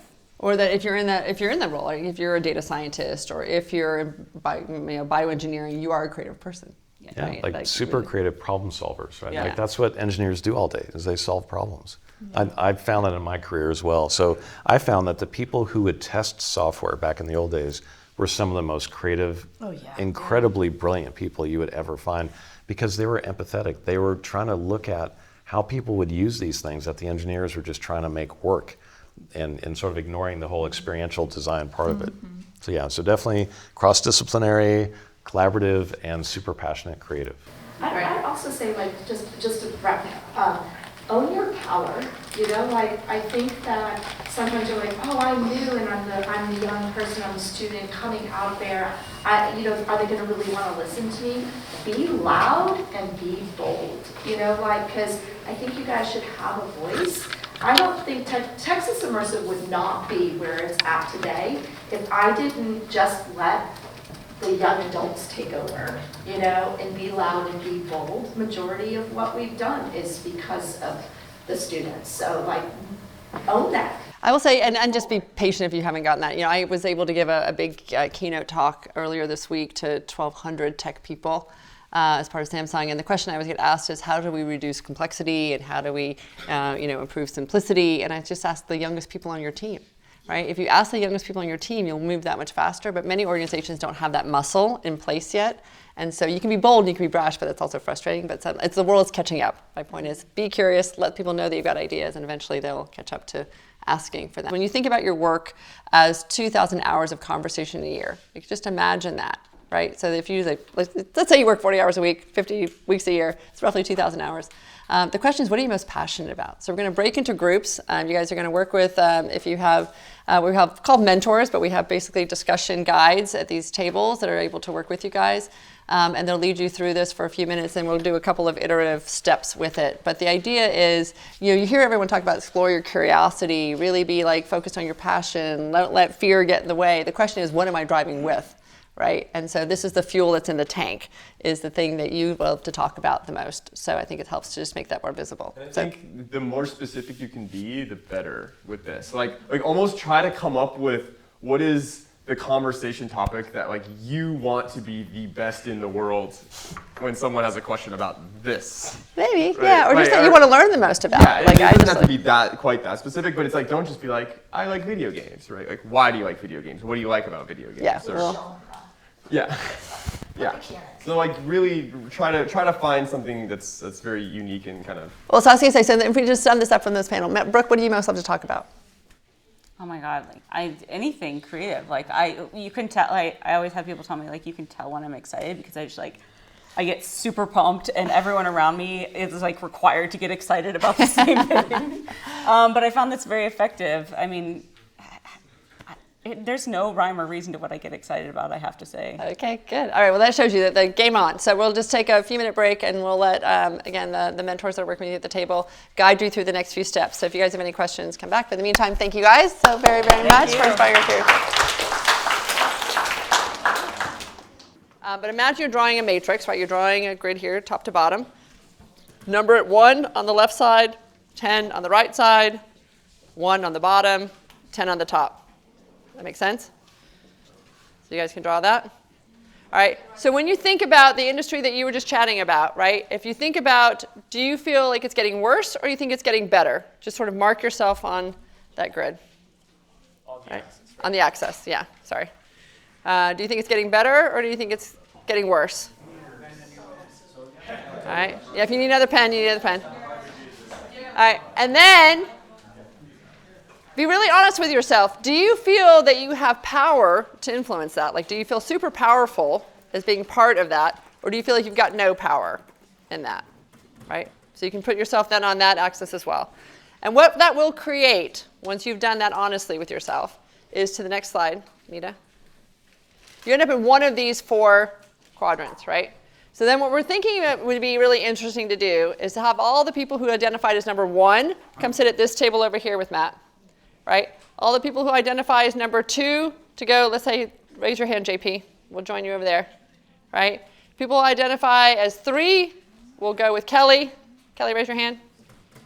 And people who are 4 will go over here with with Jared. And the deal is, each one of those is a power position more than you realize. It gives you some place from which you can activate, right? There are some questions you can ask yourself, and each of these mentors will be familiar with the questions that would be for number 1 versus number 2 versus 3 versus 4. Does that make sense? So do you guys spend 2 minutes putting yourself on the axis? Have everybody done the axis, or you need a minute? Okay. When you guys have done it, raise your hand, and whenever we're done. Anyway, thank you guys. Hopefully that was a very nourishing conversation and a nourishing lunch, as you had a chance to dive more deeply into some of these conversations as they relate to you, right? It's so inspiring always to hear other people, but sometimes it can be intimidating to hear other people's journeys and think that they've got it all figured out. Well, and you guys saw the level of conversation that we had in the last 2 panels, right? They were really amazing people that are here and giving us time. And we have the same thing now in this panel as specific to this world when we talk about data, and we talk about the frontier of medicine, and we talk about, again, the frontier of mental health. So I think, again, it'll be very exciting to hear from those. And so the quote that will lead us into this. How will technology impact and improve patient care in the hospital setting, and will it improve outcomes to reduce morbidity and mortality rates? I mean, that's really the goal, right? We want to be able to live healthier. We want to be able to live longer. It's an interesting question about how long we actually want to live at some point. Will we be able to reverse death and aging? Is it just a technology problem? But I think right now we want to be able to live healthy. So we'll please welcome the 3 panelists that we've got. We've got Kate Niederhoffer, who is a senior researcher with Better Labs. We've got Ben Finlay, who raced over here from a brunch that he was having with all of his clients as a chief innovation officer for Publicis Health, which is a big, huge healthcare consultancy. And we've got Victoria Nguyen, who is in the position of changing, but she's a big data frontier person. I don't know what the word is, but has worked in data. She's a really, really interesting career path. So I think all 3 of them will have a lot to offer. So shall we invite Kate, Ben, and Victoria, please join us in our fascinating stage. Please, after you. So the way that we've been doing this, Ethan's trying really hard to keep us on time. We're not doing such a great job with it. But in about 7 minutes, each of you will share your career journeys, past, present, and future. And so the idea is sort of where you started, kind of some key, milestones in the run. Thank you. And what is your passion in working on now? Sound good? Say it one more time. Where you started. I mean, I think that people are always curious about where you started. Like, what did you study, right? And then what were some of the twists and turns in your career that got you to where you are now? What do you do now? Mm-hmm. And what are you passionately working on? Does that sound good? Would you like to start? I think Ben wants to start. I'm a British person, so I'd say ladies first. But I'm very happy to start if you'd like me to. That'd be wonderful. Okay, cool. Hi everyone, I'm Ben. I was quite... And we have to project into the room because your microphone is actually for the recording, not I for the see. room. I'm sorry. Here we go. No, Everyone no. hear me at the back? Yep. Great. Okay. My name's Ben. I was kind of puzzled when Emma reached out because I was a terrible student when I was younger. And I figured, actually, there could be a reason why the universe is calling me here today. I studied sort of moderately at school and just got by with a few grades that were sort of enough to sort of leave school with some sense of achievement. I actually took a year out and I decided I'd sort of do some manual jobs to sort of figure out what I wanted to do. So I was a landscape gardener, I was a farrier's assistant, the guys who shoe the horses. And I realized that this wasn't for me. So I decided to go to a local corporation in my hometown up north and work as a research scientist. And Sorry, how do you go from chewing horses to research science? I just liked either animals or biology. So I was like, you know what, let's do this.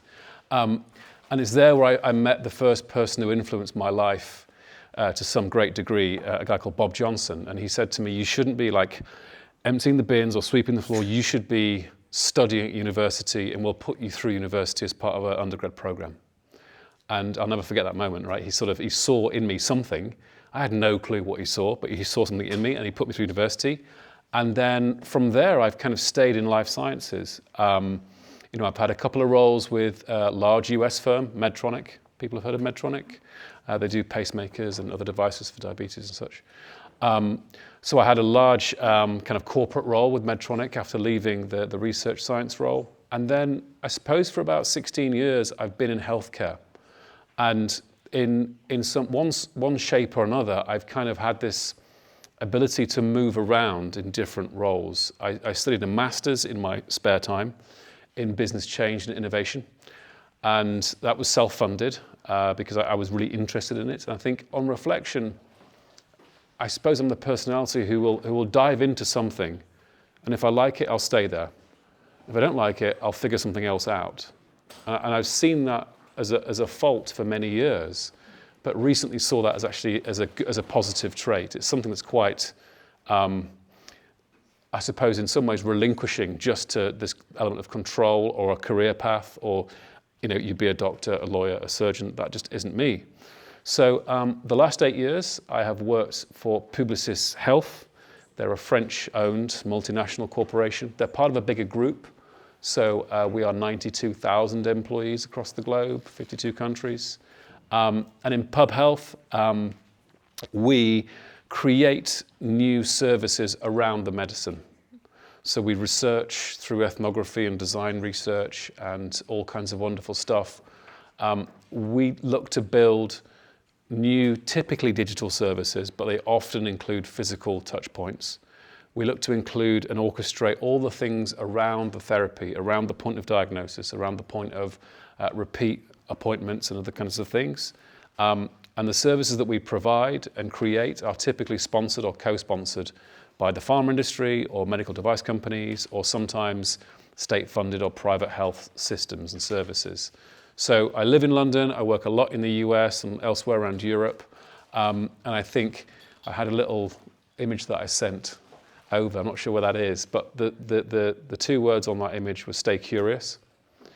And I think that's kind of my motto that I've just found as of last night when I thought about today. I thought, what is it that embodies my approach to life? And I've got like an 18-year-old nephew it reminds me of me when I was back in those days.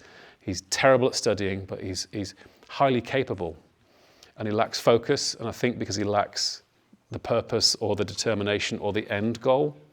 So my advice to him was, put the hard yards in now, right? Do the work now to simply demonstrate that you can commit to something. Even if you don't enjoy it, just do it, because it'll make your life a lot easier without retaking grades and trying to, find clearance access to other universities. So my motto is stay curious and always work hard and be nice to people. There you go. All right. Thank you. There's so many questions I have about Publicis Health, because I thought that clients came to you and you did solve problems for them. Are you actually innovating a solution and then finding sponsors for it? That's a great question. So there's about 14 different brands within Publicis Health, and they are media, they're creative, you name it, a bit of health tech, a bit of phygital, physical, digital. I run a small kind of innovation lab, if you will, and we don't really work to a brief. We'll find the brief. Right, so a customer might say, in fact, I've just given a talk half an hour ago downtown on healthy aging, and we've designed an entire program with the National Health Service in the UK. It's taken us 5 years to get to 3 iterations of a new digital service, and the brief didn't exist 5 years ago. They just, the partner client and us, we decided on a couple of problem statements and said, right, let's go to industry, let's go to public, let's go to community and hospital services and research and look for those gaps where perhaps the health service is falling down or letting people down in their aging journey. And fast forward to present day, we've released a digital platform that helps people to combine a few things around social and behavioral change, nutrition, activity and wellness, and with a focus on longevity and improving quality of life. So we kind of make the brief rather than respond to a brief. That's how fascinating that is, yes. Right? Especially inside a big organization like that. And I will say this whole conversation about healthy aging and what aging will look like and digital tools. Like I'm trying to imagine, when I get to 80, I'll have become so much more comfortable with a certain set of tools that my father, who's 80, does not have. So that whole conversation about how you integrate with my well-being 30 years in the future is really going to be fascinating. Well, we actually worked with a company called Abbott Nutrition, headquartered in Chicago. And their brief to us was, we're just losing market share, just help us. They were in panic mode 5 years ago. And we said, well, you guys know your products, your nutritional stuff, you don't know the products inside out. There's no point in us looking there. Let's look at the services around care orchestration and how nutrition is in the health system. And we've launched this service with them, and they were like, we had no idea that there's a lack of data on where when a patient is passed between different points of care, or that in the UK, your general practitioner or your nurse or your chief consultant, it's illegal for them to prescribe nutrition and diet to a patient. Oh, wow. Only a dietitian can do that. It's a specific course they go on, so on and so forth. So we find the itch behind the scratch to create something new. And in this case, it was all about longevity and healthy aging. But interestingly enough, when we went back to Abbott and said, hey, we think your prime audience is over 65 and frail, they were like, you have to be kidding us. There's no way that's our target market. It turns out the National Health Service, they spend about 15 to 20 billion on avoidable things that happen to aging people. Wow. And we were like, well, look, if we can siphon off maybe just $1 billion of that and create preventative design interventions, that's like quality of life improvement, it's a reduction on the care system, it's everyone's happy, no one's breaking bones, and all of a sudden we've got this two-way business model between industry and public health. That's very exciting. So it's always exciting to hear a breakthrough, as opposed to we hear so many other things that are going wrong. It's really exciting to hear when things break through. Mm-hmm. So that takes us to you, sister. Thank you, Ben. Victoria, you have a very interesting journey. Yes, my journey has definitely not been linear. It's kind of been all over the place. I'm also going to probably be the least technical head of data and analytics that's ever lived out there. So let's see, where do I start my journey? So I tend... Don't hear Victoria in the back. Can you hear me? I can use my command voice. There you go. Okay, here we go. Awesome. All right. Well, good morning, good afternoon, good evening, depending upon where you are. Obviously, good afternoon here to folks joining us in Austin. Nancy, thank you for having us. This has been just a wonderful day and really wonderful to be interacting with folks in the audience and fellow panelists. Let's see, I'm going to start a little bit earlier than high school because my journey is, I also don't like to follow rules. So obviously Asian, although I'm blonde. I remember kind of bucking the system at the age of about 6 or 7. I remember sitting my parents down very calmly and telling them, hey, listen, I know you want me to be like a pharmacist or a doctor or, a lawyer. And I broke it to them, probably not so gently, that I wasn't going to be any of those things. As a Pisces, I feel creativity deeply, but I have no artistic skills. And so I was really happy to hear kind of the discussion on the panel previously about, creativity doesn't always look and have to be coming from a certain type of person or, somebody who studies creativity or arts in school. And so that was something kind of like Ben, where I had felt was, something that I needed to improve upon, but has actually ended up being something that's been a valuable trait that I have because it's forced me to learn and be creative in other ways. So fast forward to high school, I really love the environment. I love the outdoors. You can find me trail running most days. And I really love hugging trees. And so I studied in college environmental science along with journalism. I thought I was going to go to Columbia and study science journalism and go teach the world about environmental issues in layman's terms. And then somehow I ended up getting recruited into the Department of Defense and the national security apparatus. So I joined, totally made sense. So I was a freshman when 9/11 happened. And when I graduated was kind of the peak of the war in Iraq. We were getting ready to surge troops in Iraq. We were getting ready to put troops back in Afghanistan. And I joined at this just really interesting time. And if you remember back in 2005, 2006 was really the first time we started using more mainstream the term big data. And so here I am, bright-eyed and bushy-tailed, working with the special operations folks, various 3-letter agencies, trying to hunt terrorists. And it sounds very weird, but we were trying to figure out how do you make sense of all this information, that data that exists out there. And again, liberal arts background, but worked really closely with developers and engineers who sat right next to me. And they are truly creative because they would literally watch me fumble through stuff or try to figure out how to do something. And we're like, hey, let me write you 3 lines of code so that I don't have to watch what you just did again, right?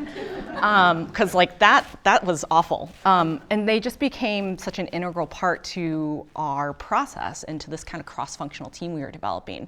So, General McChrystal, he built these JIADFs, these joint interagency task forces, where we were forced agency to agency to sit down right next to each other. And that gave us the opportunity to really learn about each other's data. So we're taking and synthesizing all of this information. And that, believe it or not, has been the driving force for the rest of my career, which has led me to venture capital. So I'm currently, and I'll be exiting at the end of this month, because I'm going from being in what I would describe as more of an intrapreneur to trying to figure out how to be an entrepreneur. So a few years ago, I moved down here to Austin. I'm based here now to join a life sciences venture capital firm. And so that's how I think I ended up on this panel, because I feel a little bit of imposter syndrome. And through that experience, right, trying to apply a lot of the data methodologies and kind of tech stack integration challenges we had to a completely different vertical. But there's just so much that aligns, and especially in healthcare.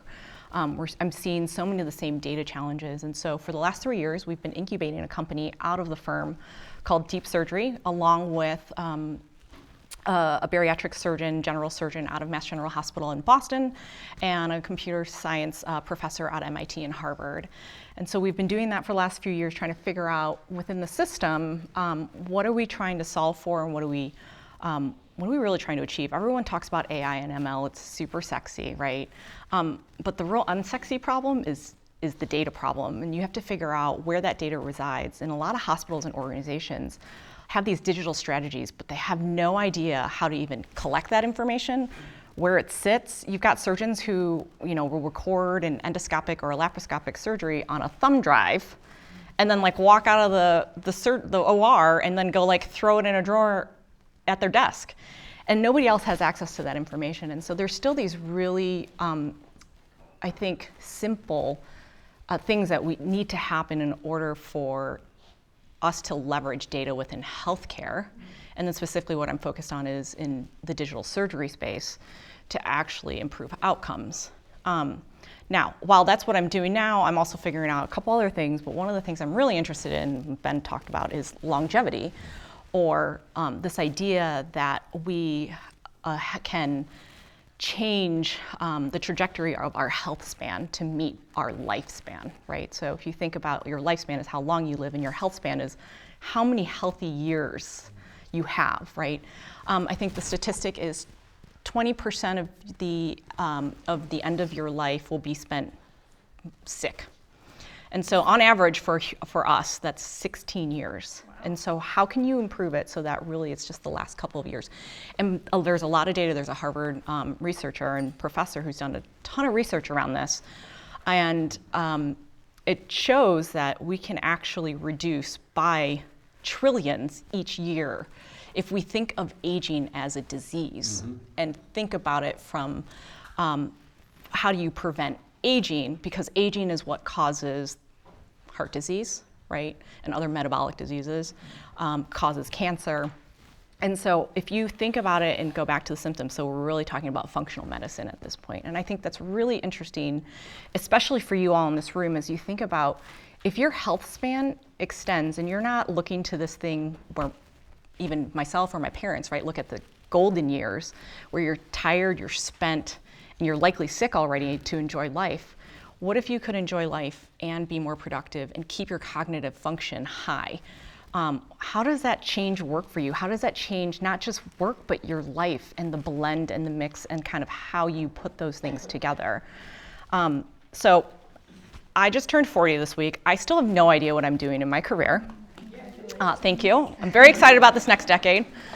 And one of the things I'm grateful to have now is a system in place, a system to evaluate where am I in life?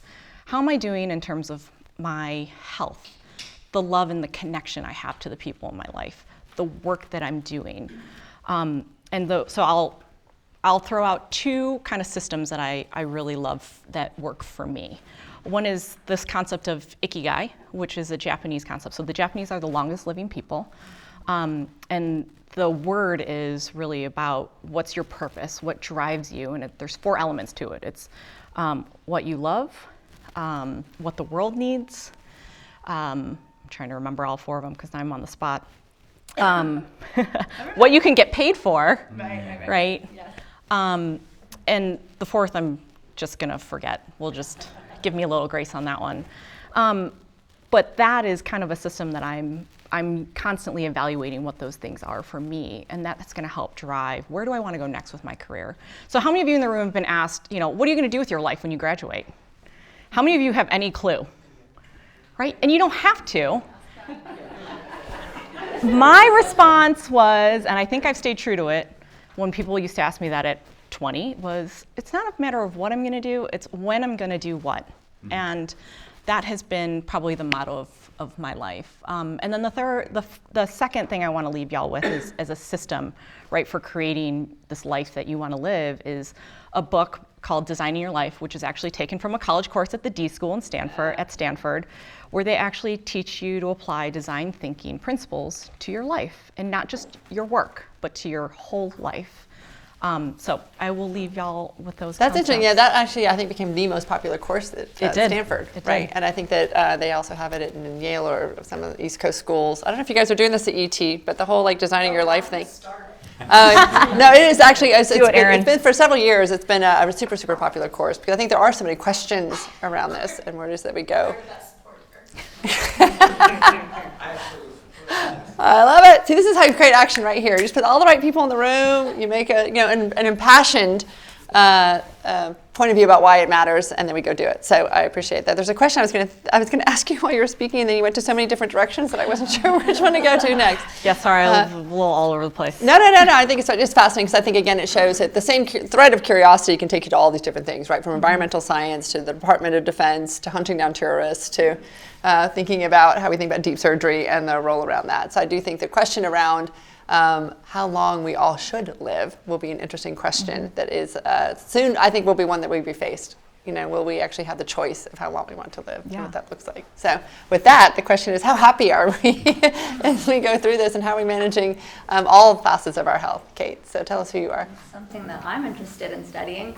I'm Kate Niederhoffer. Thank you for having me here. Thank you for letting me listen to your very interesting careers.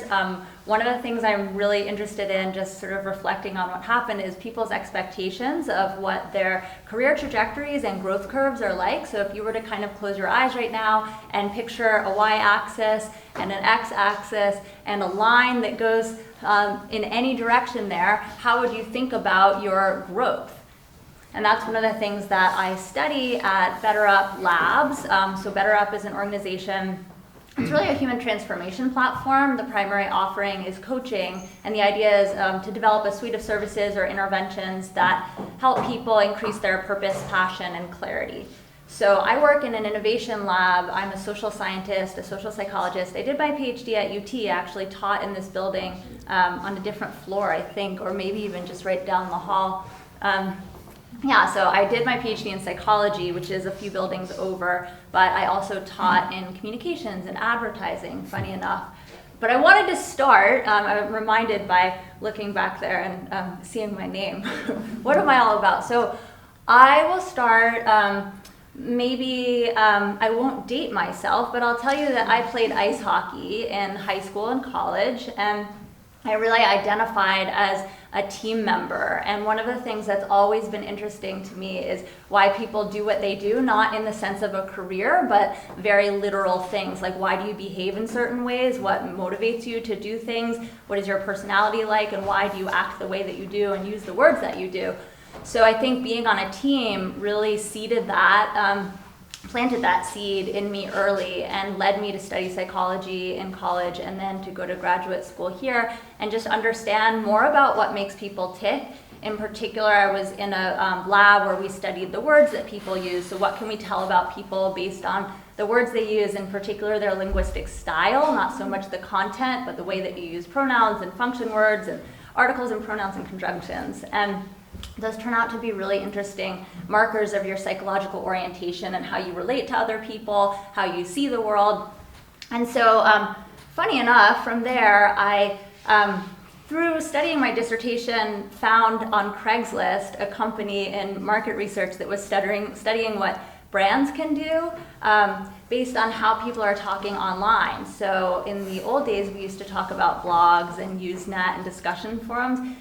In modern parlance, we may say social media. So I worked for a company that was trying to do some early text mining to figure out what we can learn about brands and companies and people discussing illnesses and all those things just based on words. And that was really interesting for me. I think like that's what's driven my career is like, am I finding it interesting? But it was getting me further and further away from the people themselves, especially as that startup was acquired by a large market research organization. And I just felt like I was moving away from the people and wanted to touch the people. So through a few twists and turns, working at more of a consulting organization and trying to develop services, which I think is where I met you, Nancy, which we called social intelligence, but really was more like marketing analytics and didn't feel like the social intelligence, which is what I was interested in studying in the beginning, is like, again, why do people interact the way that they do? So I developed an app called Sooth, and the idea was the goal originally was to help women to figure out how to get honest advice on balancing some of the identity shifts that we have through home life and professional life, and to really just get honest advice from people who you know and love. And through that process, we were able to analyze the data to figure out, is there really such a thing as good advice? So using those text analytic techniques. But what happened is that people weren't really asking for advice about the specific thing that I was interested in studying. And it opened up this world of mental health to me. So a different audience, primarily adolescents, were using it to disclose self-harm and really sort of tragic events that were going on with them where they needed people to talk to. And that just opened up my world to this kind of, we have these ideas about businesses that we want to create and problems that we want to solve. And sometimes you cast a net and you get something completely different, or you end up in a place where you didn't expect to be. And sometimes you have no choice but to embrace that and to figure out, well, why is this happening? As opposed to shutting it down and saying, like, you are not who I wanted to be here, and you're having a problem that I am not capable of solving as a social psychologist, was more figuring that out. So, we only have a few minutes left, so I'm going to skip a few twists and turns that brought me through the world of digital mental health into this more sort of positive psychology-oriented place where today I don't study so much crisis or self-harm, but instead the opposite of pathology. So we really focus on human learning. We look at growth curves and learning curves, and we try to understand why are people growing in the ways that they do, and how can we figure out what that really means. So one of the things that's really interesting to me is the difference between self-reports and then more naturalistic assessment. Like when we look at language, what can we tell about people, and how much do those sources agree? Or how much do others know you better than you know yourself? So your ratings of me as compared to my ratings of myself. We're also doing, as you said, AI is so sexy, so we are studying trust in AI, what makes people trust or not trust, when to disclose their feelings to an artificial agent, or really just any sort of knee-jerk reaction you may have to AI about using it in an interpersonal or psychological context. I also study coaching, which is a really interesting dynamic. We try to understand like what makes for a good first conversation. So if we look through a recording of a conversation where people are talking about themselves and a coach is trying to reflect that process and help someone get to a particular goal, we try to understand like what are some of the dialogue acts or ways that coaches can help people to figure out how to meet their goals or to grow in different ways. Interestingly enough, my research now is much more academic than it has been for the past 15 years. So my group does a combination of advanced analytics, foundational research, which is like working with different scientists to do science for science's sake, and then next-gen innovation. So building tools and sometimes AI, but sometimes just sort of innovative ideas that help people understand themselves and interact with others. I hope I've addressed the question. I mean, now you know I'm here. I got here through some of those ways. I think that whole idea of like thinking about your growth curve and then figuring out where you are on it and where you want to go is a really interesting process, but I wouldn't say that I'm somebody who has had particular goals. It's more of like a curiosity thing, right? So I always make sure that what I'm doing has been intellectually engaging and psychologically rich, and whenever it's not, I can sort of identify those behaviors of like wanting to leave or itching to do something different, and then going with it. So I don't have actionable advice in, in those styles, but ask me anything, Nancy. No, I was saying, so do you work with Jamie Pennebaker? I did, Okay, so Jamie Pennebaker was one of a speaker at a very first TEDx event that I did back in the day, and he'd written a book called The Secret Life of Pronouns, which is again how your use of pronouns reveals something about yourself, and you're writing him an email and you're so aware of every pronoun that you put in that email after it and trying to figure out if I start the sentence with me or I, right? Was that the wrong way to go? I know, I've been worried if she's been analyzing my linguistics as we've been sitting here. But part of what I'm thinking about is there was a stat that I showed at the very beginning of the start of this thing that talked about the amount of data that's going to be created over the next few years, right? 181 zettabytes of data by 2025 or whatever that crazy number is. So the amount of data that you have to analyze now has got to be extraordinary, right? And this is again where Victoria's work and your innovation, like you have more to work with now in terms of insight around that stuff. So I think that that's a really, really fascinating area where you again to go back to where does data science be applied? Can it be applied? It's in all of these different areas. And the other thing that I watched Kate do last year was moderate a panel here at South by Southwest on psychedelics, right? And it was an interesting conversation about the role that will play in our mental and emotional health and social health as we move forward, and how we move it again from a prescription right now to think about pathology, right? We think about it a lot in terms of depression and PTSD and suicidal ideation too. Like, what does it open up in terms of like amazing capacity in terms of being able to see the world differently or ourselves differently? Do you want to say anything about that? I mean, the thing I would say about big data is that it's not just the amount of data and the technical infrastructure, but how we analyze it and the extent to which we have other eyes on the process as well. And I think that's applicable in life too. Like, don't be intimidated by the data because everybody needs to have a different perspective on it to make sense. I think it's a sort of like your interdisciplinary message of like, watch how others approach data and don't discount methods, particularly like brushstrokes like qualitative versus quantitative. We really, the only way through big data is through many perspectives and many hands involved. Right, and that's for me is the whole thing again that helps us navigate the bias in the data. If you have a very homogeneous group, no matter what that group is, it will have a very narrow perspective, and the broader we can make those groups, the more that we label the data, we decide which data is important, we decide how the data is applied is so relevant. Z, any thoughts or questions? I mean, I think the other two topics or panels are ones that I think I exist in. This is the one that's like so foreign to me, so it's very fascinating. So I feel like I'm more just soaking things in right now. Yeah, it's interesting. So the very first time we ever piloted this, actually, we did it. We had the woman who was going to become the president of the American Psychological Association. Is that who the one? She was. The American Medical Association.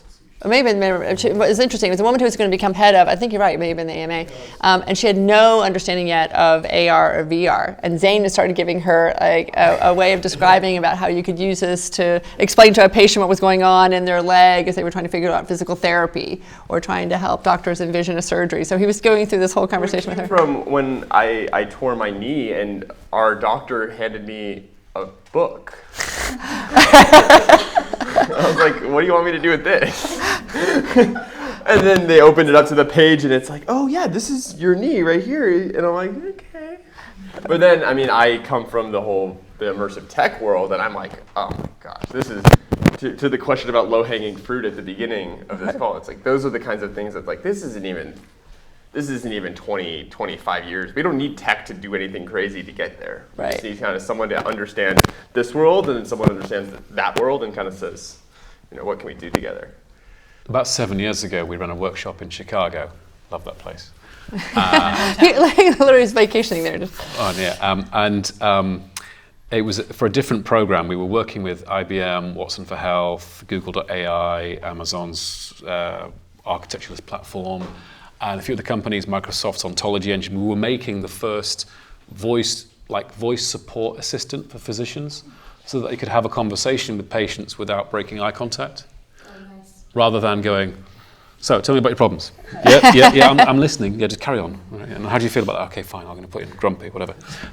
So it was a moonshot, right? So that it was never the intention to create the world's first intelligent voice assistant. In the end, we made it, right? Wow. But there was 3 or 4 things that came from that moonshot that went into production with a large pharmaceutical. The immersive workshop we ran in 2015, 16 had like mini projectors that would project the anatomy of your muscle and veins and arteries and bone. And it was like, whoa, this is so cool. Then like you'd get one physician just going, that's never going to work in a hospital setting. Investment, infrastructure, approvals, supply chain, software updates. We can't even get our EHR systems on the same level of firmware. So there's a lovely idea of inspiring, but then practicalities. And that's not even touching the whole data, part of it. But in terms of data, the one thing we've learned with the aging program is that the most powerful use of data is to facilitate a different conversation between the service user, the patient, and the physician or the community support nurse. And things like a 68-year-old female watching her weight gradually come down without your yo-yo diet, or seeing her grip strength improve, which is a leading indicator of strength and independence. All these measures of data that are actually used or surfaced between the physician and the patient can really transform one's belief that they can be on a journey of sustained longevity rather than just sort of a one-shot, campaign. Again, I could ask many questions. I have so many thoughts at this, but do you guys have questions of these folks? You have this amazing opportunity to speak with Kate and Ben and Victoria, who are obviously creative leaders in their field. Any thoughts or observations? Thank you.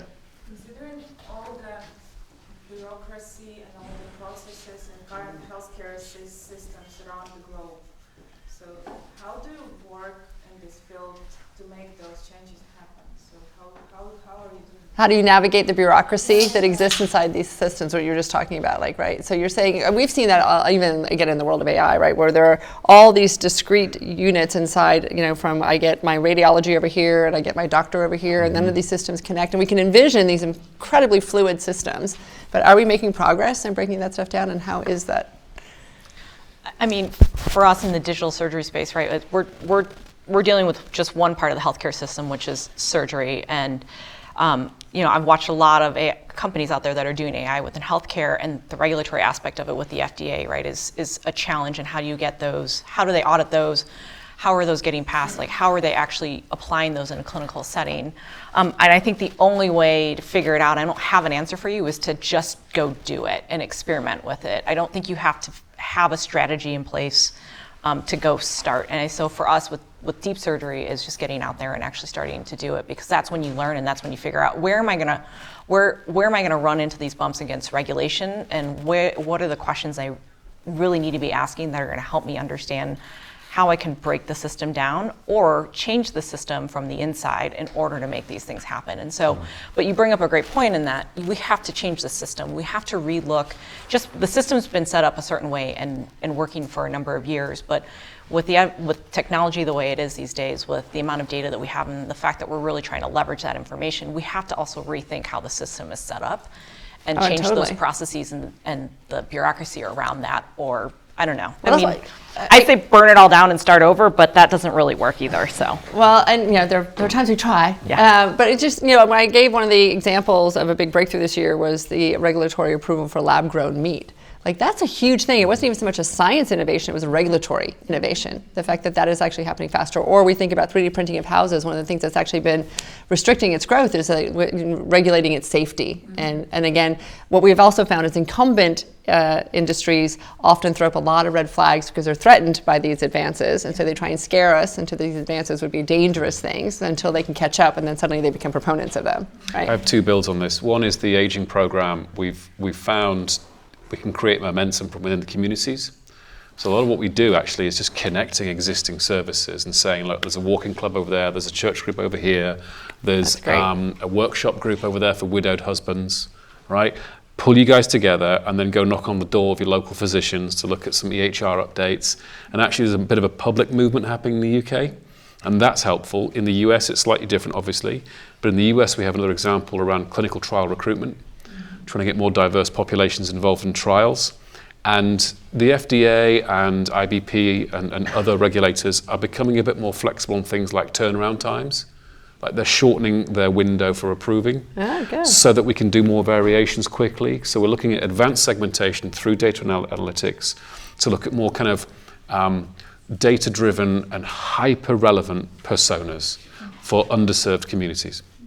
And we're saying, look, we need 10 different variations of copy and images for the same message, because it needs to reach a population that's across the state line, it needs to reach a typical single mom who's struggling on Medicaid and all the rest of it. So we are seeing some good progress in terms of almost the approval of ideas, and so there is hope.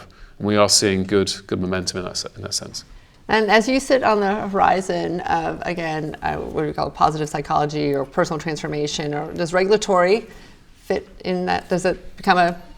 Yeah, I mean, my lens on that situation is more about impact. And so how do you, given the opportunity to develop products or to publish academic research or to pilot in either of those instances, what makes the biggest impact? And then also what you focus your lens on. So one of the things I think about a lot is a lens of enjoyment, efficacy, or engagement. So are we trying to get behavior change? Are we trying to develop things that people like and so they'll do them? Or are we thinking about, does it work on psychometrically valid scales that will speak to regulators and say this is more effective than not doing it based on an RCT or a randomized controlled trial? And I think that one of the things that I've learned in that instance is that you have to ethically approach engagement prior to efficacy. So you have to get people to do the thing prior to testing if it works, which is a little of what you're saying. And I think it's very precarious advice to think about, I'm going to just, race into it. People probably think about Uber in this instance, race into it and do it and then ask for forgiveness. But that's not really my advice. It's to ethically think about how hard behavior change is before you think about how you're using psychometrically valid scales to prove efficacy.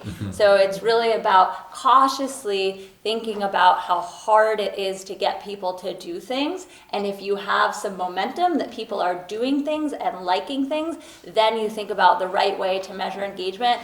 And while doing that, then you engage the regulators and you question why the regulations like state borders exist when you're truly helping people. The difference is, I suppose, that regulators are there to regulate as opposed to invent.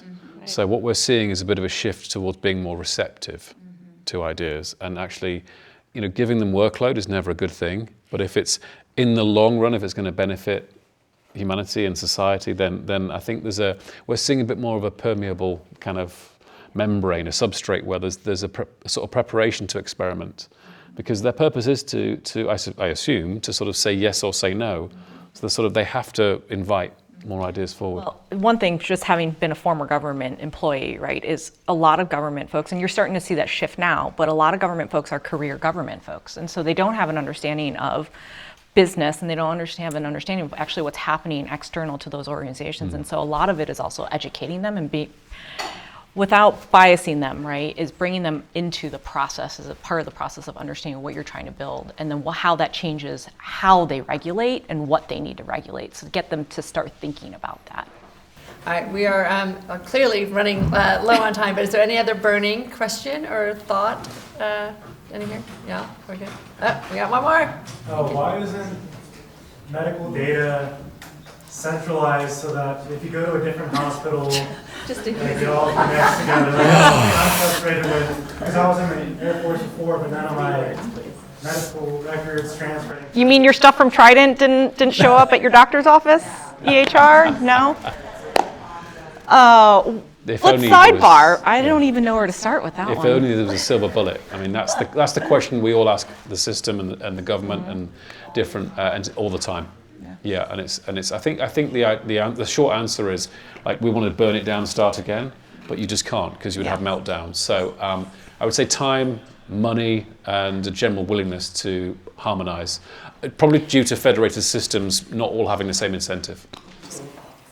Well, I think what's interesting though on what y'all are saying about trying to be more innovative native and people are listening is, I've been working with OpenAI GPT-3, and they're HIPAA compliant now. So working in healthcare applications, knowing that the data I'm using is HIPAA's will make it easier for us when we finally scale. It's nice to see. Hopefully we're on the cusp of solving these like giant like world problems in all this way. But thank you guys so much for making time. I know that again in the world of South by it's tough. I have to say, I feel really good on the promise that we made that we were going to scoop up some of the brightest people that were either in town already or were here for South by Southwest to be able to share these conversations with us. So I think that that has worked out really, really well. So thank you guys so very, very much for your time. We're going to shift it for a second and just talk to some of the students here. Actually, there are going to be 3 students who tell us about what this has all meant to them. All right.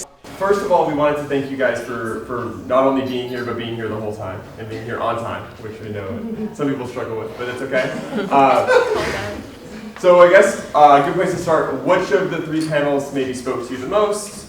Did you have a specific speaker that you liked, or? Yeah, sure. Honestly, the last panel spoke to me the most. I am pursuing psychology and health. That's sort of what I want to pilot my life toward. So I really connected with Kate, and honestly, Ben had a lot of relatable aspects just about his personal life, and it was really affirmative for me as an individual. So I've really appreciated this. I've been very excited. That's the only reason I was on time. People are there late to everything. Well, I feel like psychology, there's always so many different ways that you can take that, and I think maybe, do you have like a specific kind of thing that you want to do, a specific goal, maybe not even a dream job, but just kind of an impact that you specifically want to have? Honestly, I've been feeling really stuck. This is my roommate, and we talk a lot about feeling pigeonholed and just having a really negative self-perception. So I'm here doing this right now to kind of help guide myself toward those goals that I want to achieve, or even making them. And it was really helpful hearing one of the speakers say, like, it's not necessarily about even building goals. It's about structuring your life as you go, and I really appreciated hearing that. So that's my thing. Great. Yeah. Thanks, guys. So I really connected with the last 2 panels, the creativity and then the health and medicine. And like Roxanne, I thought that Ben's talk was really interesting.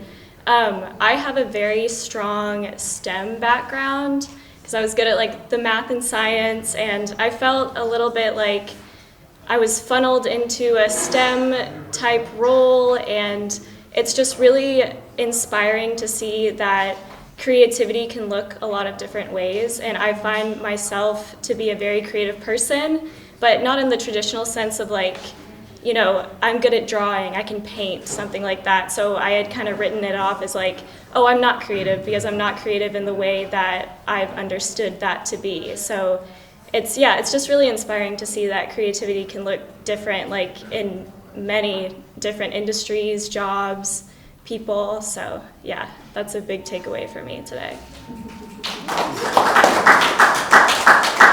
Yeah, honestly for me, I have various interests and they kind of go across all 3 of the panels. So it's very interesting to just kind of be able to look and feel almost, I'm trying to think of the word for it, comforted in the fact that it's like, you know what, I don't know what I'm doing with my life right now. I won't know what I'm doing when I graduate in a couple months. Take the time to learn, shift, like it's okay to not know what you're doing now.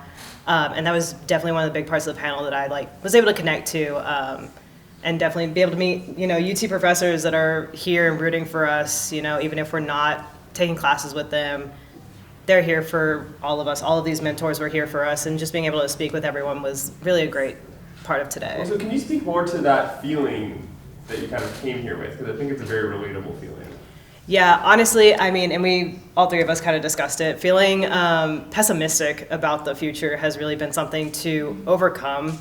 A lot of people who are, current students, people who have recently graduated, the world is shifting very quickly, and sometimes not always for the better when it comes to, jobs. It's been really tough out there for a lot of us. And so feeling kind of down, feeling like, no matter how much effort I put into it, I'm probably not going to get any results like now, is definitely something that I feel a lot of us struggle with. Well, there's not a lot of there's not a lot of events, there's not a lot of organizations, there's just not a lot of dialogue about kind of counteracting this feeling, right? There's not a lot of people that will look at you and be like, actually, you're fine.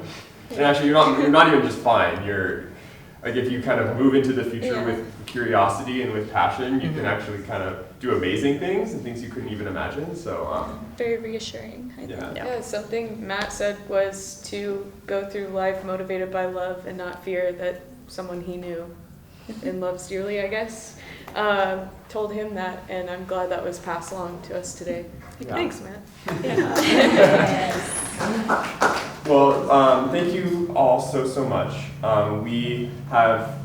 We were gifted kindly by South by Southwest some passes to give away to our curious students. So we are passing along those to you guys. So we are giving you guys some South by passes for the week. We hope you take advantage of this and you kind of apply this curiosity that we've cultivated today and learn more. So thank you guys for being here. Thank you. Thank you all so much for coming up. I think it's always tricky to take all this stuff in and then digest it. So thank you all for sharing about how we take this and move forward. So I think that pretty much I think that concludes everything that we were trying to accomplish today. Again, we're really, really grateful that you're all here. I'm super grateful again to Kelly and to NetSpan for being part of it, to Erin and to UT for being the most extraordinary hosts that we could have ever, and partners in building and working with this. My team, Emma and Mita, who have been in the sidelines. Haven't gotten the. Come on, maybe more than that. Zane for always making me feel as though this work is worth doing, and that my inspiration for the future is Zane, his siblings, and all of the community of which you are a part. That I see struggling, and to think that hopefully hope comes out of this, and a sense of that there is so much opportunity, right? And the parts that you feel down about, we can help you see a different perspective around. So that is my goal.